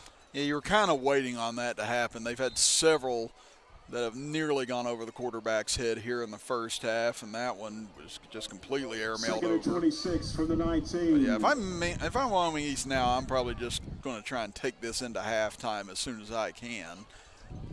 As Cooper will hand it off to Morgan. He'll get to the outside, pushes upfield, and tell you what, he's had a really good first half, though, on both sides. Yeah, both sides of the ball, he's had a good first half. He has been a very dominant player for the Warriors, and he's definitely made his mark. Maynard and Hackney on the tackle. Well, tell you what, though, he did go out of bounds on that play, and that's probably not what Wyoming East needed, because now it brings up third down with 25 seconds left. Third down, 16 from the 29. If Mingo still has a timeout in their back pocket, they could use it here to try and get the ball back again. You know, I do think that you're right. I do think they used their last timeout around the, 2-minute mark. They held up the play clock. I believe it didn't totally reset, right, as I thought. Well, you might run out of time there. But now they'll drop here on third down. Cooper looks to throw, fires it, and intercepted. Picked off near the sideline by Mingo Central. Coming back is Joplin with it, who had the pick. And what a mistake by Wyoming East here right near the end of the half, as Mingo Central is going to get another opportunity here from about the 15-yard line. Yeah, Mingo Central stacked the box, had a couple guys out, or had a couple safeties high, and he was able to get that one and cut up the sideline.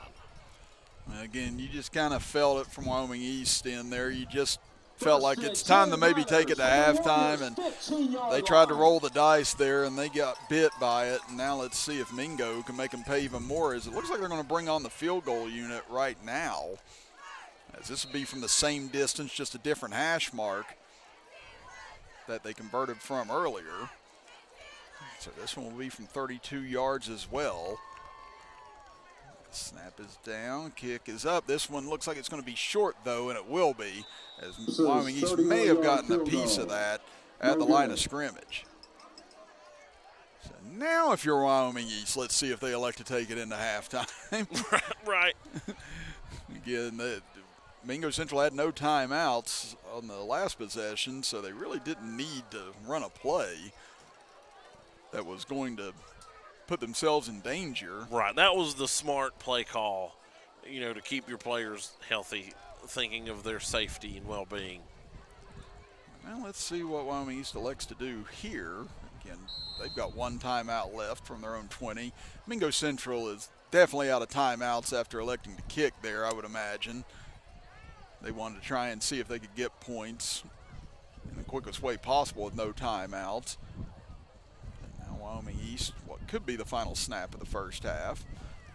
As they'll hand it off to Morgan. He tries to break free, but he'll be brought down after about a 3-4 yard pickup. And that will bring us to the end of the first half as Mingo Central dominates play, and they lead it 30-0 at intermission. We'll step aside and be back after this as you are watching high school football action on D&D Mountain Elite.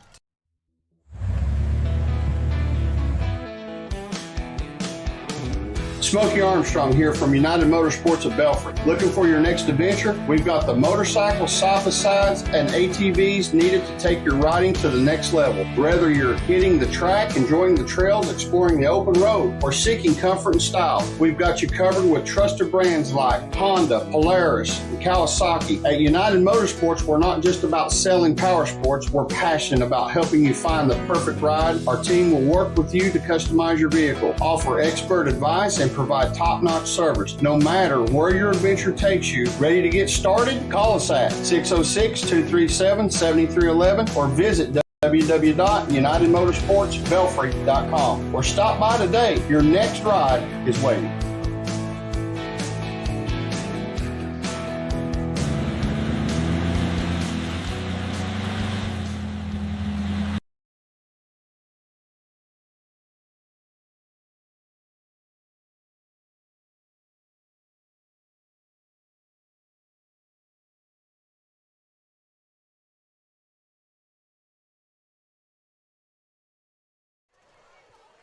And as the administration for Mingo Central High School begins to take the field, we are going to turn this broadcast over to the field crew, to the PA announcers, Mr. Joe Kinzer, one of D&D's own, and we are going to turn it over to them as we recognize Mingo Central's homecoming.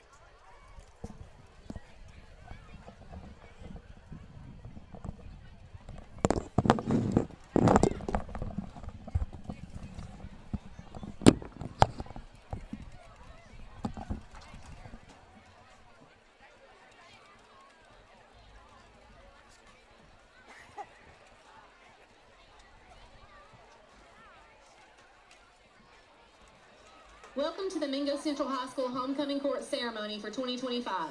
Tonight it's all about celebrating minor pride and the incredible students who make our school shine.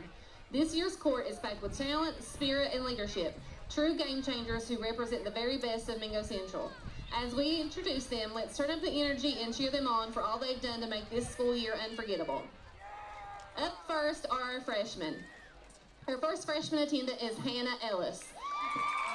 She is being escorted by her father, Bud Ellis. Hannah enjoys cheering, hunting with her dad, going to church, and spending time with her family and friends, especially her boyfriend, David. She is a member of the Mingo Central cheer team.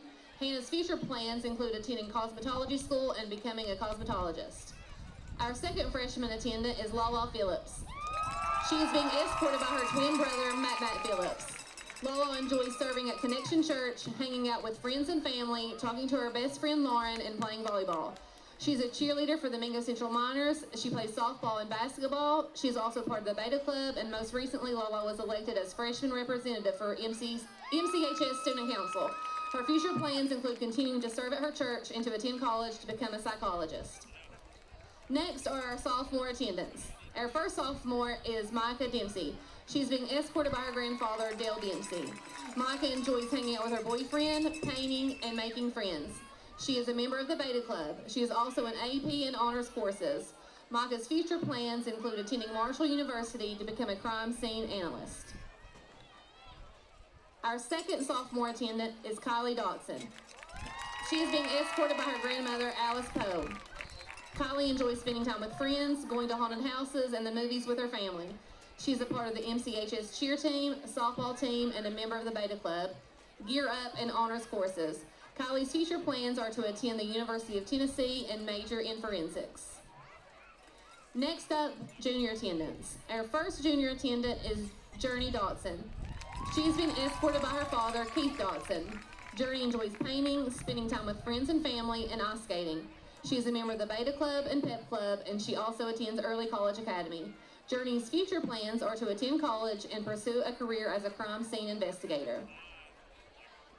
Our second junior attendant is Peyton Johnson. She's being escorted by her mother, Amy Ford. Peyton enjoys cheering, going to church, hanging out with her friends, and spending time with her cat, Pumpkin.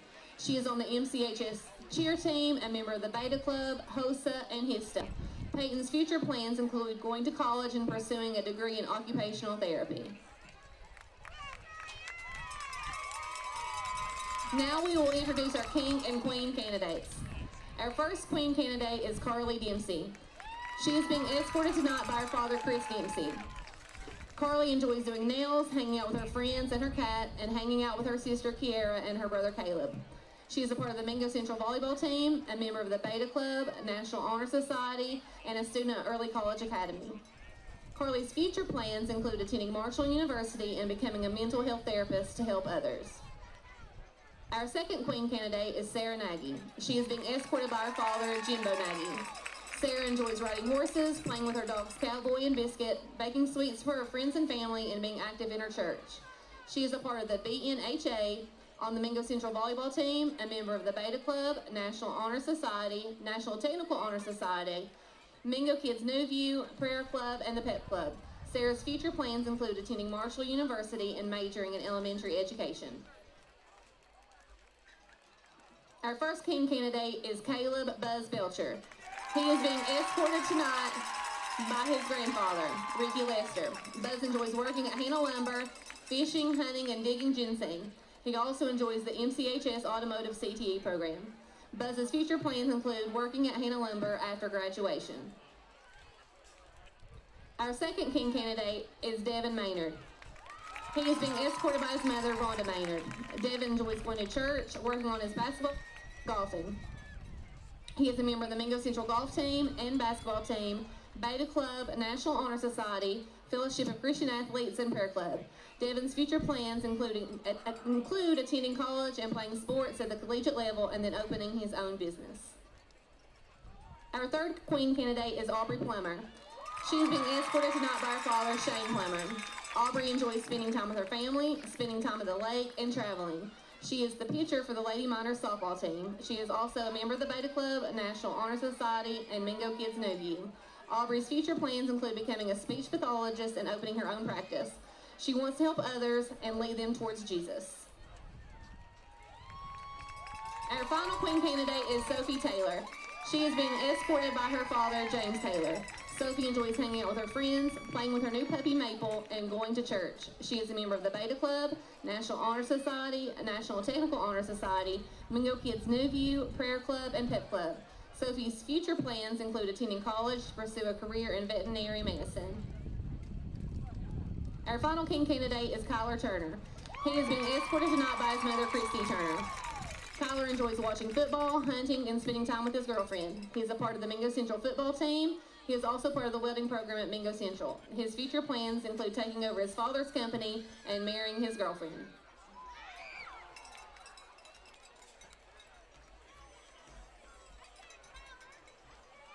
We are also welcoming back our 2024 Mingo Central High School Homecoming Queen, Alina Ramey, to help crown our 2025 Homecoming Royalty.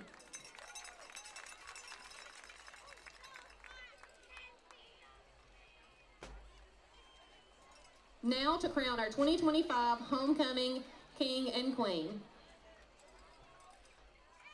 Your 2025 Homecoming King is Kyler Turner.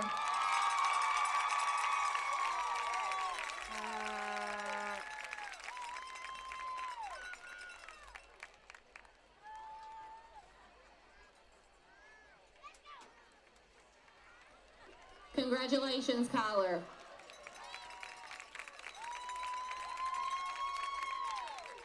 And now your 2025 Homecoming Queen is Miss Aubrey Plummer.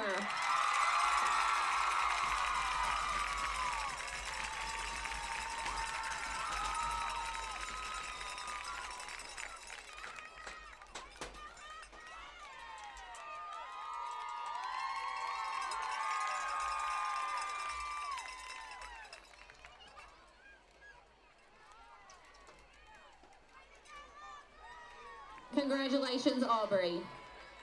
Please meet your homecoming king on the 50-yard line.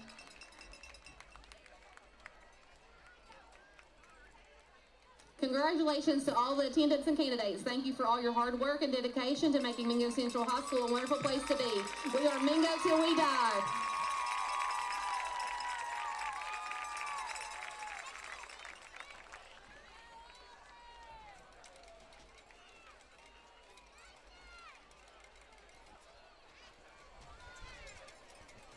And that wraps up the halftime show, or the halftime homecoming festivities, as Miss Aubrey Plummer was named homecoming queen. And we will step aside for a break. We'll be back to recap the first half and preview the second half here in several minutes, right here on the D&D Mountain Elite.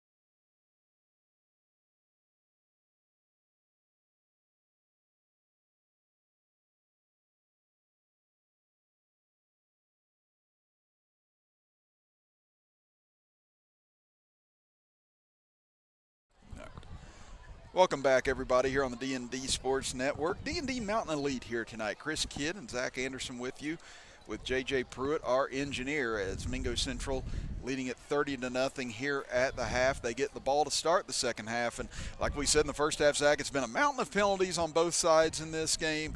Mingo Central has this 30-0 lead. Could be way worse right now. They've had 3 touchdowns called back, had a missed field goal as well in the first half, and Wyoming East has not crossed midfield. So all in all, it's been a pretty one-sided story. To put it diplomatically, this has been a very litigious officiating crew, and the game has really kind of been in spurts. We had that injury early on in the second quarter. But Mingo Central, offense, defense, and especially special teams, they've had a couple big punt returns. And like you said, they've had several touchdowns called back. And they have just done a remarkable job of holding their own. And now they're holding a 30-0 lead. And per SSAC rules, 35-point lead at halftime equals a running clock, or not at halftime, at the end of the third quarter, will equal a running clock, a shortened clock in the fourth quarter. So Mingo Central gets the ball and a chance to try and go over that mark right away in the second half, as we'd like to thank our sponsors here tonight, helping us bring you all the action. Laser Dude, 304 Motorsports, Trend Services, Chiefs Roadhouse, Domino Printing, the Tug Valley Wellness Center, Markham, Remora and Associates, Logan Bank and Trust, Aracoma Drugstore, Missy Birchfield State Farm Agent, PT12, Genmar, United Motorsports, Bronze Beauty, White Eye Care, Hill Chiropractic, Runyon Insurance, L&A Lawn Care, and our second half sponsor here tonight, brought to you by Treasures Unlimited. And we had a modest return there for the Miners. This is only the second play they've ran in their own territory all night. It is. It's been wild. Again, they ran one play on their side of the 50, and the next play they were on Wyoming East side of the 50. But, yeah, every possession tonight started for Mingo Central on Wyoming East side of the 50, except the last one of the first half and this one. Yeah, and so, I mean, if you're Coach David Jones and you're this Miner team and staff, you have little things that you need to work on, and you do have things to complain about. But overall, you got 30 points on the board, and you've held your team scoreless. And like you've ran 2 plays on your side of the field, so you have done an excellent job of controlling this ball game. Yeah, I feel like it'll be a mixed bag of emotions watching the game film for Coach Jones and his crew after all this, as Knuckles once again wrapped up. He's going to be sacked for the 4th time now here tonight by this Wyoming East D-line for a loss of 4. The defensive front and the offensive line for Wyoming East has done a pretty good job all game. Hit or miss. They started out really strong, kind of tapered off the later we went in the first half. Now they've had some rest, got their electrolytes built back up, so they're coming out, in force. But, like you said, 4 sacks. And so they've done a pretty good job of handling Mingo Central, but they're giving out big plays when it counts the most. And now Knuckles going to get brought down again from behind. He's once again breaking through as Caleb Hatfield, the junior, able to get the sack for Wyoming East. Now it's going to be 3rd down and long. And again, we talked about it. Mingo Central has had a lot of success running the football tonight. Passing's been really kind of, here and there, but they've not really exploited the rushing attack that they've had an advantage with Coleman here tonight, and it's led to 5 of these sacks. Yeah, and any time that they have ran, either by putting somebody in motion or running it out of the backfield, they've had incredible success. Give it off here on 3rd and long, and here goes Coleman across the 40, and he almost picks up the 1st down. And so right on point, finally got one right as he gets 17 of those 18 yards back. So now Mingo Central with a 4th and 1. Let's see if they like to go for it. They are keeping the offense out on the field right now. But, yeah, Coleman's scored 2 touchdowns tonight of 20-plus yards. And he's had big runs almost every time he's had the ball. And now we get a flag coming in, and this is going to be a false start. on Mingo Central. So there's those little things we talked about, Zach, that are really going to drive Coach Jones and this crew crazy. Yeah, these are going to be the parts that you're going to want to cut out of the game film. Oh, yeah. Just because it's like, we did so much good, but we could have done so much more. Now they keep the offense on the field right here on 4th and 6. We're under 10 minutes to go in the third quarter. Knuckles, he'll take the snap, drops the throw, comes deep down the near side, and almost an incredible one-handed grab by Burke. He jumped a little too soon, but nearly came down with it, but it'll be a turnover on downs for Mingo. Almost like the catch from Tesla for the Detroit Lions this past Sunday. Coach Campbell said, if we need somebody to make an amazing one-handed grab, we know just the guy.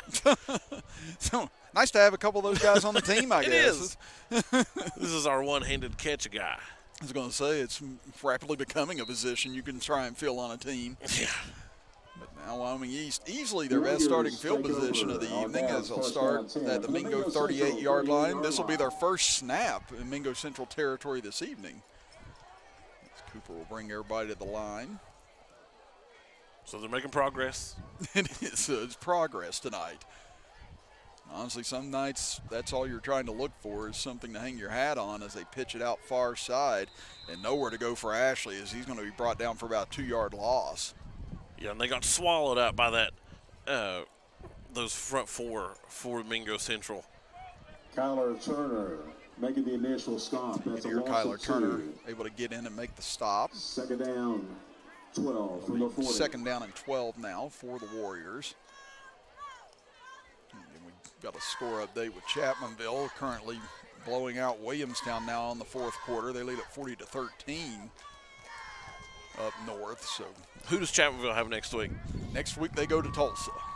That'll be a good game. So, yeah, we'll be in Tulsa next week, presumably, right, on D&D Sports, as Wyoming East now going to have to burn their first timeout of the second half as the play clock was running out on them. So we'll step aside and be back after this as you're watching high school football action on D&D Mountain Elite. Here at Logan Bank and Trust, we are committed to serving the needs of the Southern Coalfields. For any of your financial needs, we encourage you to stop by one of our 5 convenient locations or apply online today at lbnt.com. Whether you choose to stop by or visit us online, our team is here to help you every step of the way. Buying a new home, expanding your business? Choose Logan Bank and Trust. Let's bank together. Member FDIC, Equal Housing Lender.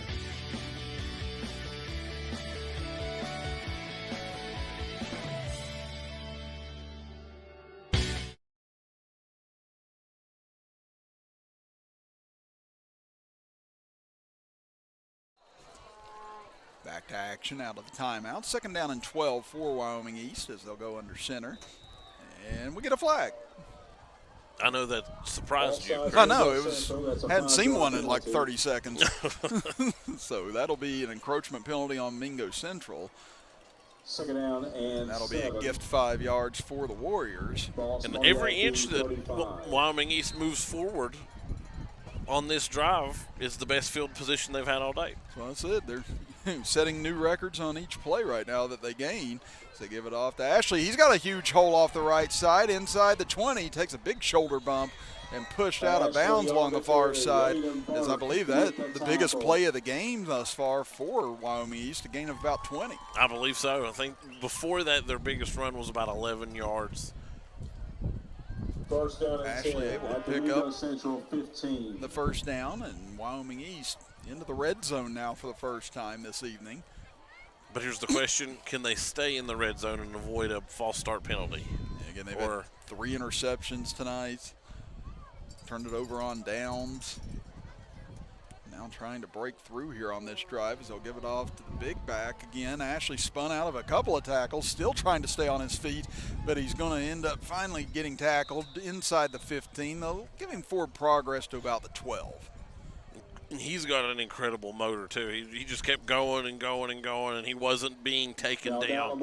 Hackney, Maynard. That's the thing, you got Ashley and you got Morgan. Those are 2 big boys back there to try and bring down. So you feel like Wyoming East, they can get, the offensive line more improved as things go forward. They can find success with this rushing attack. They can, and they've seen some marginal success. Early on it was 3 yards in a cloud of dust, and then they really kind of just abandoned that after a couple Mingo Central touchdowns trying to catch up. They went with a long stretch play that time to Ashley, and Mingo Central covered it up well as he picks up maybe a yard on the carry, and it'll bring up 3rd down and about 6 here for the Warriors. And Keziah Joplin with the stop. And fatigue starting to set in on both sides. It's been a long game, Chris. They've now been playing for 2 hours. Again, that first half was about an hour and a half altogether with some stoppages, obviously. And now we have a 3rd and 6. See if Wyoming East can keep this drive going. As Cooper drops a throw, tried to fire on the slant, thought he had a man there, but knocked away at the line of scrimmage. Newsom got a hand on that, and it'll bring up 4th and 6. One of the corners for Mingo realized that he was standing in the neutral zone and backed up right before anybody noticed it. It is, and like I said, those are day one mistakes that are absolutely, gut-wrenching on the sideline. As we've seen, neutral zone infractions, false starts have been the primary culprit tonight of both teams. So now it'll be 4th down and 6. Wyoming East will go for it as Cooper throws near side, one-on-one coverage and caught as a mistimed jump attempt there by Mingo that could have prevented the touchdown is completed. And Wyoming East on the board here with 7:18 to go in the 3rd quarter as he completes that to Keegan Davidson for the score. So a good play there by Wyoming East to kind of create some misdirection and get the defender to jump and take the bite and get the ball to his man. Makes this a 24-point game. Now looks like Wyoming East may go for 2 here.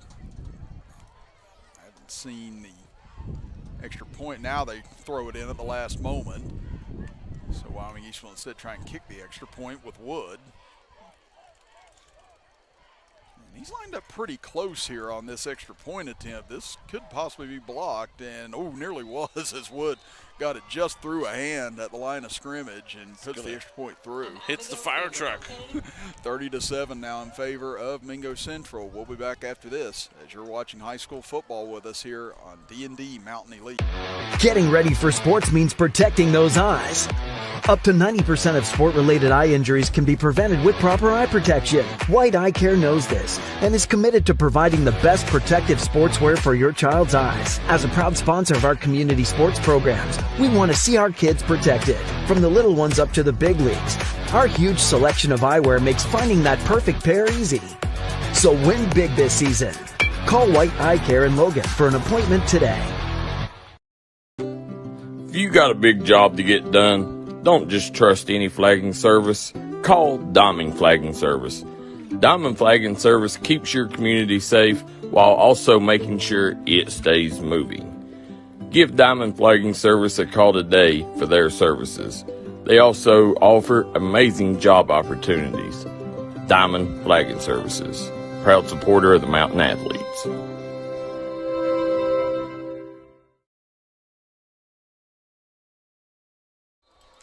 Wyoming East on the board after the touchdown pass. Now they'll go onside kick here near side as it was loose for a moment, but trickles out of bounds.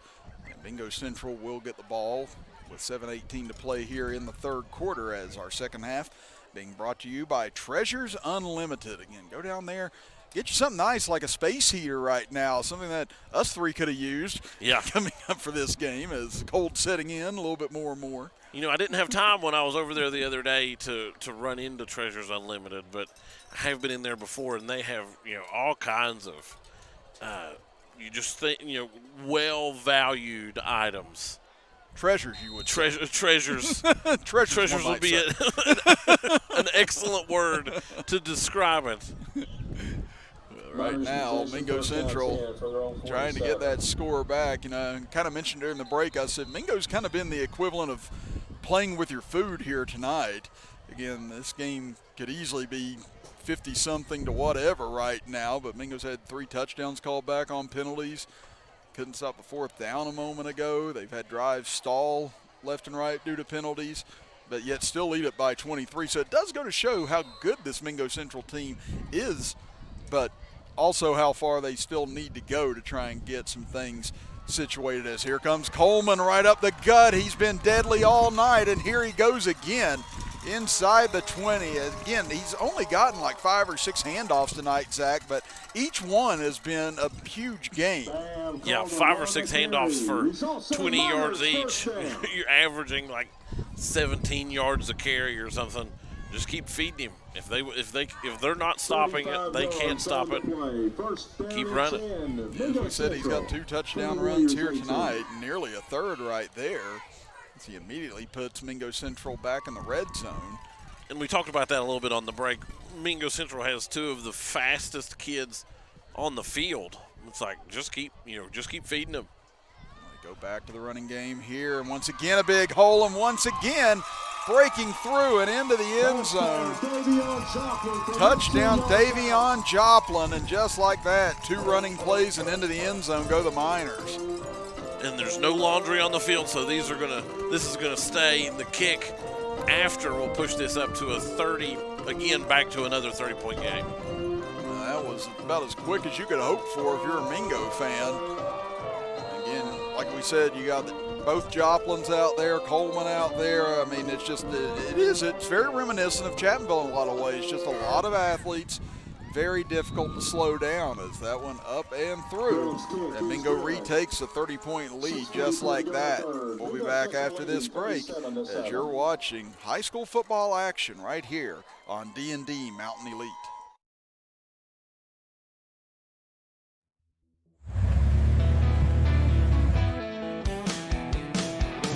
Smokey Armstrong here from United Motorsports of Belfry. Looking for your next adventure? We've got the motorcycles, side-by-sides, and ATVs needed to take your riding to the next level. Whether you're hitting the track, enjoying the trails, exploring the open road, or seeking comfort and style, we've got you covered with trusted brands like Honda, Polaris, and Kawasaki. At United Motorsports, we're not just about selling power sports, we're passionate about helping you find the perfect ride. Our team will work with you to customize your vehicle, offer expert advice, and provide top-notch service. No matter where your adventure takes you, ready to get started? Call us at 606-237-7311 or visit www.unitedmotorsportsbelfry.com, or stop by today. Your next ride is waiting.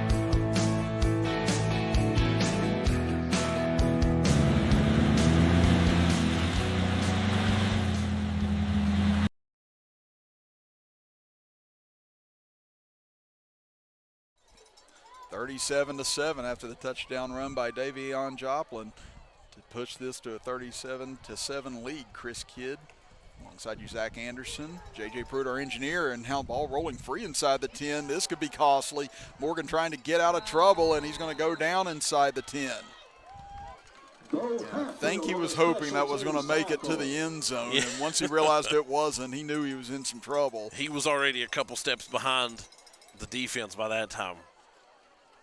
Now Wyoming East, after getting some good starting field position, now they end up right back about where they're used to for this game.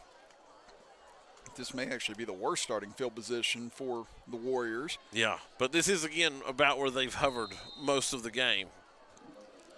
As we said, they've been trapped in their own end of the field. Mingo Central's more or less lived on their side of the field.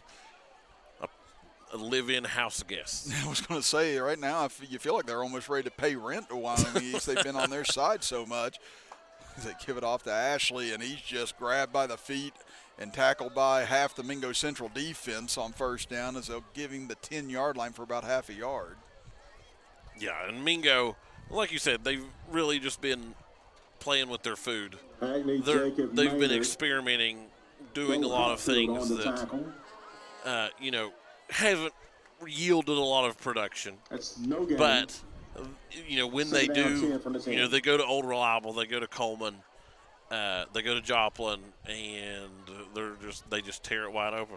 So I said it must be nice to know in your back pocket you can just be like, look, if we want to get out of trouble, we'll just give it to one of these guys real quick, and they'll take care of it for us. Right. It's like, well, we need 50 points. Can you do that for us? Wyoming East play clock was running out on them again. Let's see if they got the timeout in time. It doesn't. Timeout. Yes, it does. East. Appear they did. So that's going to be the second timeout called by Wyoming East here in the second half. So we got 5:51 to play here in the third quarter. Let's take a look at our sponsors once again here this evening. We'd like to thank all of them for helping us bring you the action. So we're being sponsored tonight by Laser Dude, 304 Motorsports, Trend Services, Chiefs Roadhouse, Domino Printing, Tug Valley Wellness Center, Markham Remora and Associates, LB&T Banking, Aracoma Drug Store, Missy Birchfield, State Farm Agent, PT12, Genmar, United Motorsports, Bronze Beauty, White Eye Care, Hill Chiropractic, Runyon Insurance, L&A Lawn Care, along with our first half sponsors, Stereo Video Unlimited, Mi Pueblito Mexican Restaurant, Off the Beaten Trails Quick Stop, Sherry Bo's Diner, and our second half sponsor here tonight being brought to you by Treasures Unlimited. Get ready to go back to action here. It'll be second down, about 9.5 for Wyoming East as they're down to one timeout to go in the second half. Scoreboard showing that both sides have two, but Wyoming East used both timeouts thus far here in the second half. Chris, it's starting to get awful windy up here on top of the press box. Yeah, I was going to say, if you start to hear Zach and I's voices start to chatter a little bit, the cold's starting to kick in a little bit now. Is back to throw under pressure. Cooper throws it up and almost had it intercepted as Joplin made a late break on it once he saw it and nearly came up with another pick. And the blanket coverage from the Miners has been exceptional this evening. You know, anytime that they've tried to pass downfield, push the ball downfield, the Warriors haven't been able to do much. And I tell you what, whenever they meet up with Chapmanville later on this year, that's going to be a really interesting game of talent on both sides. Yeah. Again, the offenses are very, very good on both sides. Defense has been very solid on both sides. That could be a very fun matchup down in Chapmanville later on this season. Do you know what week that is? I believe we're around week 9 at that point for Chapmanville, as quick little screen incomplete near side. Yeah, I believe that's the third to last game of the year for Chapmanville, or maybe the second to last game. It's one of those things that'd be helpful if I actually just looked at the schedule and maybe checked it out. I know it's near the end of the year. It's around there somewhere. But it'd be great if both those teams come in undefeated, ranked in the top 5. Yeah. Something like that. You'd have a great matchup there, even though Mingo's in AA and Chapmanville's in AAA right now. I mean, that would be a matchup that would gain a lot of attention around the state. As would. This one goes off the side of his foot, and that's going to sail out of bounds and short. And once again, Mingo Central is going to open up with superb field position on this possession. And I'm not sure who Mingo has the next couple of weeks. Maybe if you're watching online, you can tell us in the comments. But I know that there's a very strong possibility that Logan and Mingo Central, when they meet, before Chapmanville and Mingo Central meet, that you have two undefeated teams meeting on, I believe they're playing on the island this year. Okay. Well, I did finally look it up. Yes, they play Halloween night. So okay. Week 10 of the season, so second to last regular season game for Chapmanville and Mingo Central. So that could be a very high-profile Halloween night game. Now Mingo Central will have it officially at the 17-yard line. The Mets lose to the Marlins 6-2. So they'll snap it out of the shotgun. They'll hand it off. Big hit from behind, as I believe Coleman got the carry that time. On the carry. And he was walloped from behind, but he still picks up about 6 yards. Chris, do you remember, speaking of, Halloween into the season games, do you remember when Chapmanville and Man played in Man, and they went into like 2 or 3 overtimes? Yes. That was a crazy game. I can't remember.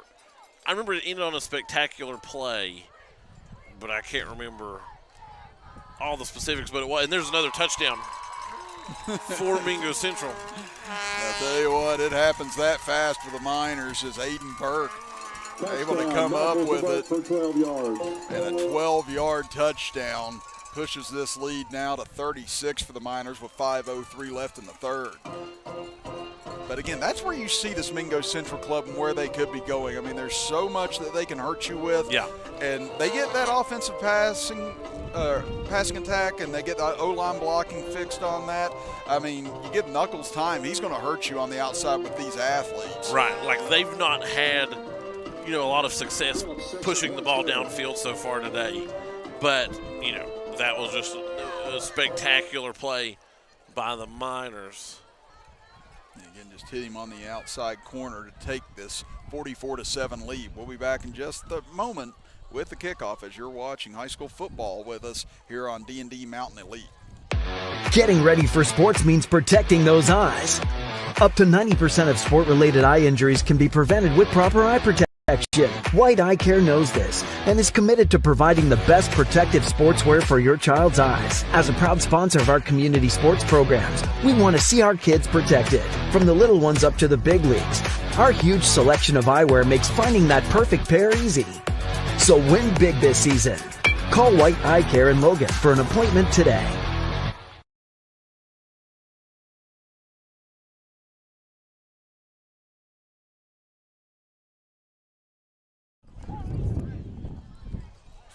To 7, Mingo Central in control as after Wyoming East scored a touchdown early in this quarter, Mingo Central answered back, bang, bang. And now it's a 37-point margin as they'll kick it away. Another strong drive. This one will get into the end zone. And Wyoming East will start out at their own 20. So now the question is Mingo going to keep up the intensity for this next 5 minutes on defense, so that way going into the last quarter of play, you've got that cushion to where we do have a running clock? Yeah, that's about the biggest drama we've got left in this one right now, unless Wyoming East stages a comeback for the ages. But it's just been total domination by the Miners here tonight. This team tied for number 4 in the AA rankings coming into this week. Likely going to hang on to that, if not move up some, depending on some of the results from around the state this Friday night as they give it off to Ashley. Ashley coming near side as he broke through the initial line, then just takes on about 4 Mingo tacklers as he's finally brought down. That's a big boy to try and get to the ground as he picks up about 9 yards. He is a tall fella. I said, him and Morgan both. I mean, that's just, those are two backs I wouldn't want to have to keep tackling as an evening went along. No. It's, especially whenever it starts getting colder out, it's just, it seems to me like it'd be an unmitigated nightmare. Yeah, no thanks. It feels like a rough experience. Yeah, they've got Ashley listed at 6 foot, 211 pounds, and he definitely seems like he's a little bit bigger than that even. So they'll come to the line of scrimmage here, second down at 1. Crowding the line of scrimmage, and coming in is Joplin. He got him that time. Wow. He just elevated it and grabbed Ashley by the neck almost and wrangled him to the ground. Well, being a cattle herder could be in Joplin's future after that one. That was impressive. Yeah, just a good defensive stop, especially for Joplin there on that play. They'll make him lose about 1.5 yards on that play. Brings up third down, called a long 2, short 3, whichever you prefer. Schmedium. Yeah, it's third and Schmedium here for Wyoming East. Another flag. Flag came down immediately as they gave it to the up back for the first down, Gavin Clay. But this could likely be a procedure penalty. Let's see if Mingo lined up false start. Yeah, I was going to say, is either Mingo lined up offsides or a false start. So that will wipe out the first down for the Warriors. We need to talk to one of the team's statisticians to see how many penalty yards do we have tonight. Yeah, so here in the second half, it's not been as rough as we saw in the first half, but again, it's just the repeated false start penalties, especially on Wyoming East side here tonight. I mean, Wyoming East is a younger team, they're trying to get more grown. This is not exactly the matchup you want whenever you're still trying to learn. No. But, yeah, it's little things like that are just stuff you got to continue to hammer home with younger players. It's Cooper now on third down, drops to throw, fires on the slant, and nice catch, and then comes out of the hands of Davidson, but it looks like he regathered it, so I think they're going to call it a catch here at about the 34-yard line. So catch, fumble, and recovery for Davidson at the moment.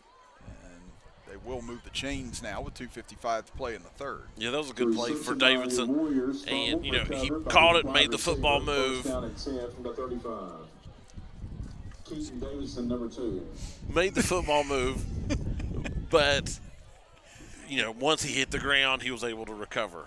Well, right now I'm blaming J.J. Pruitt for this. We don't have a running clock in the fourth quarter. He opened his mouth during the break. And I told him if they score, I said, this is on you. And right now, Wyoming's rumbling down the field after that run as once again Clay gets the carry. And I think we're all just speaking out of coldness right now more than anything. We are. We enjoy doing this, but we are also on top of a mountain, on top of a press box, on top of a mountain in the fall in West Virginia. So we're getting, all of that wind. There's no mountains barricading us, so we're on top of them. The second down and 1 now. Cooper looks to throw, fires deep downfield, overshot his man, nearly intercepted. Good coverage once again by the Miners. Al Lamar, who had an interception earlier tonight, able to make that stop, and he'll bring up third down and 1. From the 43. Yeah, like we said, Mingo has just had a stellar performance. And the thing is, you look at the score and you're like, well, they've had a perfect game. But really, they've had a lot of self-inflicted injuries over the course of this game to where this could have easily be a 60-point ball game right now as we have a false start. Yeah, we had movement all over the place that time. Now, I'll tell you what, that might have been a break for Mingo Central. It looked like Mingo Central was lined up offsides that time. But instead it'll be a 5-yard penalty. But that's one of the best things. I mentioned Dwayne Williams last week, works with us with Chapmanville during the broadcast. Chapmanville won 49-7, but they had things obviously that they wouldn't be happy with. I said, that's one thing a coach loves, Dwayne.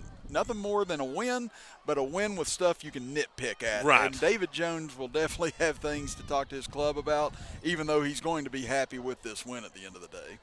Yeah, it's not going to be one of those wins where you're sitting around with like ice cream sandwiches. Yeah. Let's go watch film, boys. We had a good game. It's there's going to be some extra conditioning involved for some of these mistakes.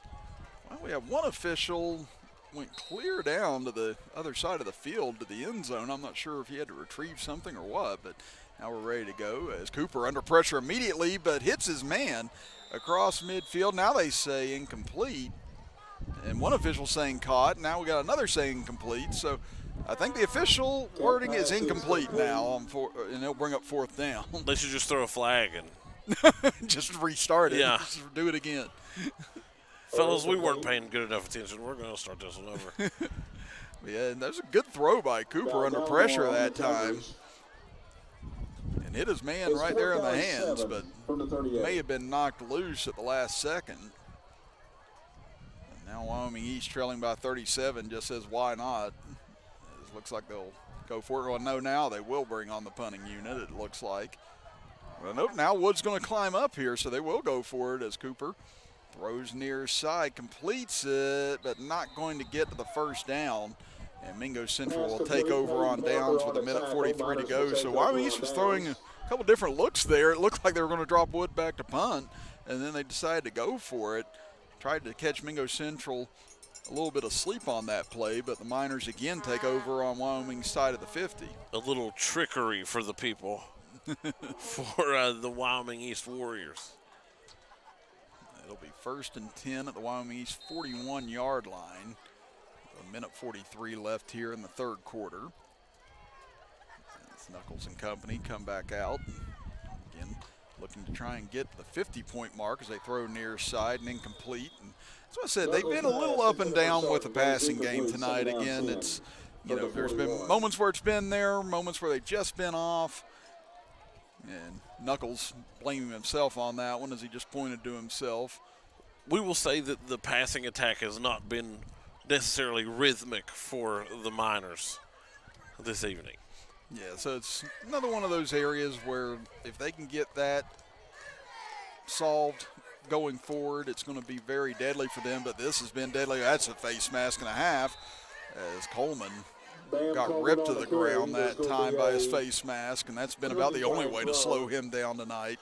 Yeah, because there's no catching him. Against Wyoming East. Yeah, he's been, I think his shortest run tonight was 7 yards, and that was back in the first half. Yeah, and that was 7 yards. In a if you're a football player and you average 7 yards a carry, you're doing exceptionally well.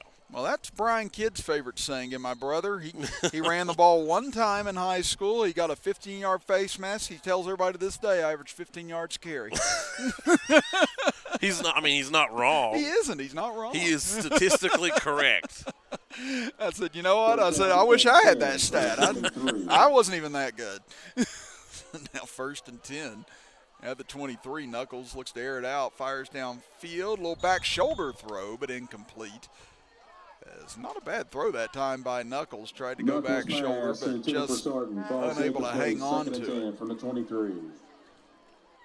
So it'll be 2nd and 10 from the 23. From our perspective, it looked like he did hold on to it. I think we should throw the challenge flag. I was going to say, I think we got to wait to the state finals before we can ever use that now, don't we? Yes. But it's cool, that is an option now. So Knuckles will keep it on a design run right here, and there he goes. Plunging forward, close to a first down. And there's where they can use the wheels of Knuckles as well. We kind of talked about that in the first half, or at the end of the first half, all the sacks he was taking. And, if you get him on the run, get him moving a little bit, that slows down that pass rush too. Yeah, you had a lot of defenders that had dropped back into coverage this time, and so he was able to just run it up the gut. Got about 7 or 8 yards on that, which was tied for his longest carry of the game so far. 3rd and 1 as they give it off up the middle inside the 10. The 5 stumbling forward and diving into the end zone.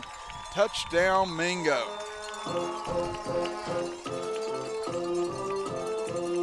There's Jacob Maynard gets his first touchdown of the evening, and it is now a 50-7 lead for the Miners. So again, anyone in the backfield touching the ball tonight for Mingo Central has been able to rip off some big yardage, and Maynard on just his first carry of the night able to score. Now they'll tack on the extra point or attempt to here, and that is up and through. So with 23 seconds left in the third, it is a 51-7 lead for Mingo. We'll be back in just a moment as you're watching high school football right here on D&D Mountain Elite.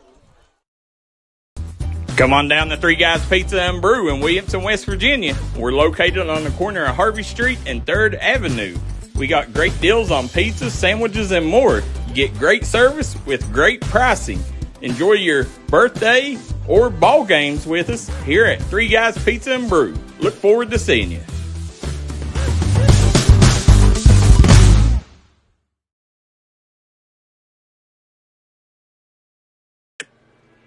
Call Restoration One, West Virginia's go-to cleanup crew. Don't let fire, wind, water damage ruin your property. Restoration One can get you back to 100% in the quickest time possible. Our staff here at Restoration One is fast, friendly, and reliable. We got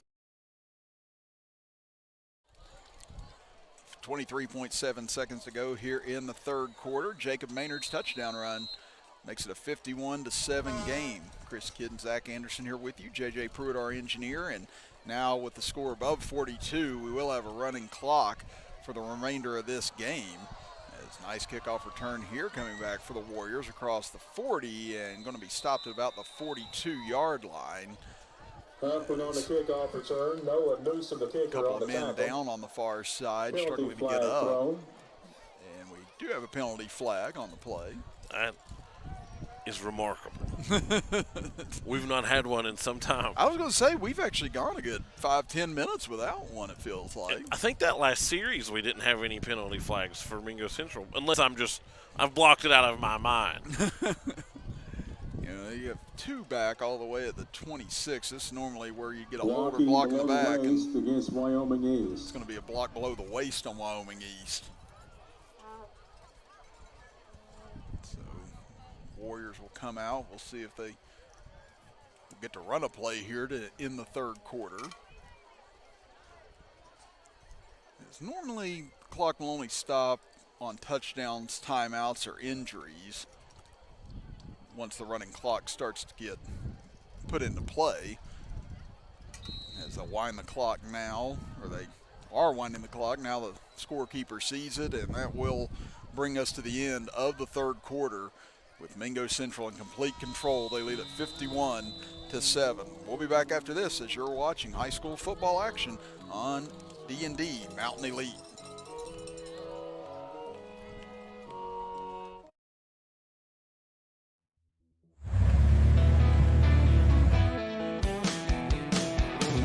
Smokey Armstrong here from United Motorsports of Belfry. Looking for your next adventure? We've got the motorcycles, side-by-sides, and ATVs needed to take your riding to the next level. Whether you're hitting the track, enjoying the trails, exploring the open road, or seeking comfort and style, we've got you covered with trusted brands like Honda, Polaris, and Kawasaki. At United Motorsports, we're not just about selling power sports, we're passionate about helping you find the perfect ride. Our team will work with you to customize your vehicle, offer expert advice, and provide top-notch service. No matter where your adventure takes you, ready to get started? Call us at 606-237-7311 or visit www.unitedmotorsportsbelfry.com or stop by today. Your next ride is waiting.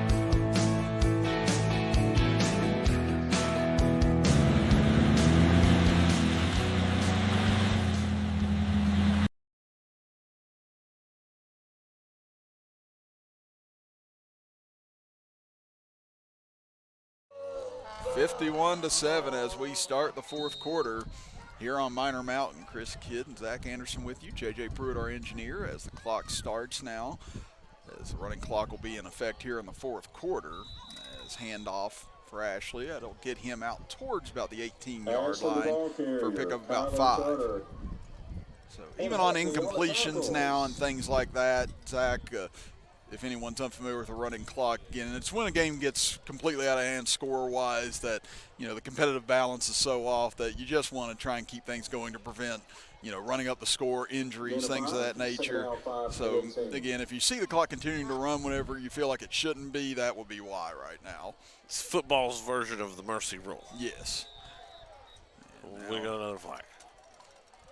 Fortunately for us, the clock does not stop I was about on to say, penalties they now. can throw all the flags they want now. I don't care. Yeah. It's like, all right, whatever, guys. You know, y'all can have at it. I was going to say, if it means that we get to the heaters in our car sooner, that's great. Also, 5-yard penalty.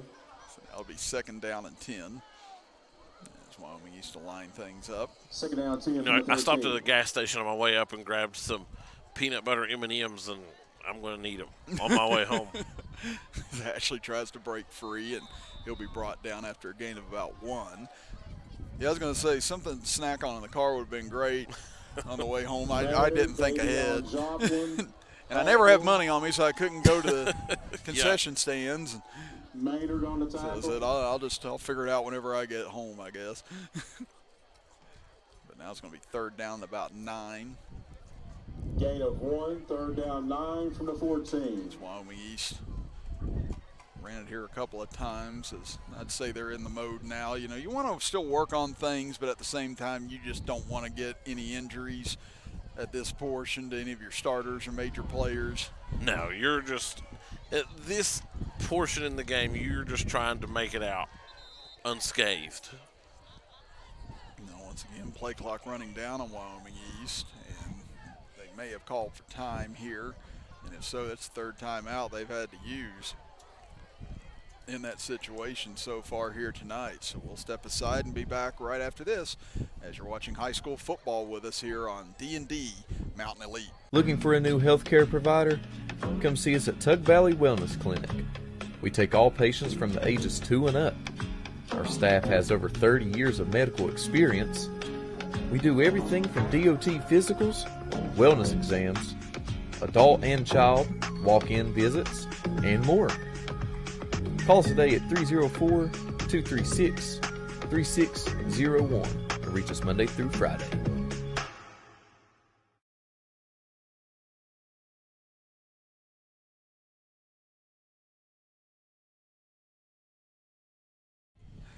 Out of the timeout, Wyoming East has it 3rd down and 9 with 9:41 to go. Chris Kidd and Zach Anderson up here with you, and J.J. Pruitt, our engineer, as not only your announcers and engineers tonight, also soon to be cuddle buddies if this wind keeps up at this point. We're ready to get very acquainted here soon just to survive. As Cooper's pass over the middle tipped and almost intercepted. And that'll bring up 4th and 9. Now Dallimore on the coverage. And let's see if Wyoming East elects to go for it here, as it looks like they're going to bring on the punting unit. You know, I've been cold at ball games, but this might be the coldest I've ever been wearing shorts because it was hot earlier. I think the worst I remember was myself and James Barker being there. Yeah, I was going to say JJ's got it right. It's about to turn into the movie Without a Paddle here in a moment, as that kick blocked on the far side. Mingo Central fighting for it, picks it up, they run it in, and it is a touchdown for the Miners. Wow, they've been close several times tonight, as Alomar able to score after he had a pick 6 call back earlier. There's some justice for him, able to get into the end zone, but they've been close a few times to blocking a punt tonight, and they finally do get to one. Yeah, and, you know, I've made this comment a few times, but their efficiency on special teams has been remarkable tonight. But, yeah, I was saying previously, myself and James Barker, also on D&D Sports, we were working with a radio station at that point. We went up for a Williamstown and Man quarterfinal playoff game back in the early 2010s, and the heater broke early in the game, and we had to go the rest of the game without a heater, and that game almost went to overtime, and I really felt like me and James were going to cry if they said this was going to overtime. So we were almost openly rooting against one team at that point just to be able to go back to our car. It's like, somebody please just mess up. We don't want this. As the extra point banked in off the right upright that time, and it's now 58-7, and they keep the clock running right now as Mingo Central going to be on their way to a 5-0 start to this year. Wyoming East going to drop to 0-5, but it's starting to bring back a lot of memories, though, of those mid-2010s Mingo Central Miners, Zach, that had a state championship, got deep into the playoffs several times during that portion. I mean, that was a very fun group to watch, and, you know, you're starting to see remnants of that now here with David Jones' crew. Yeah, you are, and, you know, since Coach has been here, the team has really made some big jumps in just their performance, in you know, the strength of schedule and the people that they've played, and you're starting to see the effect of that here this season. It is, because it's such a beautiful football complex as well. It's one of the best places in the state to come and watch or see a game or play in a game at. Yeah. And, you know, these are the type of programs that whenever they're good, it just makes things a little bit better. It's like that in every sport. You got a few teams here and there that's just like, it's just more fun whenever they're good. And David Jones and Mingo Central, not just back, but they're back with a vengeance right now. So they'll kick it off deep on the return across the 25 to 30 and stopped, and a flag comes flying in. Oh, wow. I don't know how some of these refs are going to have a rotator cuff after tonight. I mean, they've been launching flags left and right. It's going to have like Tommy John surgery before this is over with. At halftime, they were all like massaging each other's like shoulders and stuff. It's like, all right, guys, we're almost there. That's what I was thinking. I was like, you know, to heck with some of the players needing ice after the game. These officials are going to need some ice on the shoulders after this game. Yeah. But looks like they're going to mark this off as flag's going to be on Mingo Central. Looked like a face mask call against the Miners. So we've seen several of those tonight on both sides. So now they'll wind the clock again as we approach the midway point. First down and 10 from the the fourth quarter. 46-yard line. Again, go to our page as well after the game. Again, we'll have some interviews set up with some of the winners on Mingo Central's side coming your way at the end of this broadcast. As handoff on first down, not a whole lot there. Gain of about 1 on the carry, makes it 2nd and 9.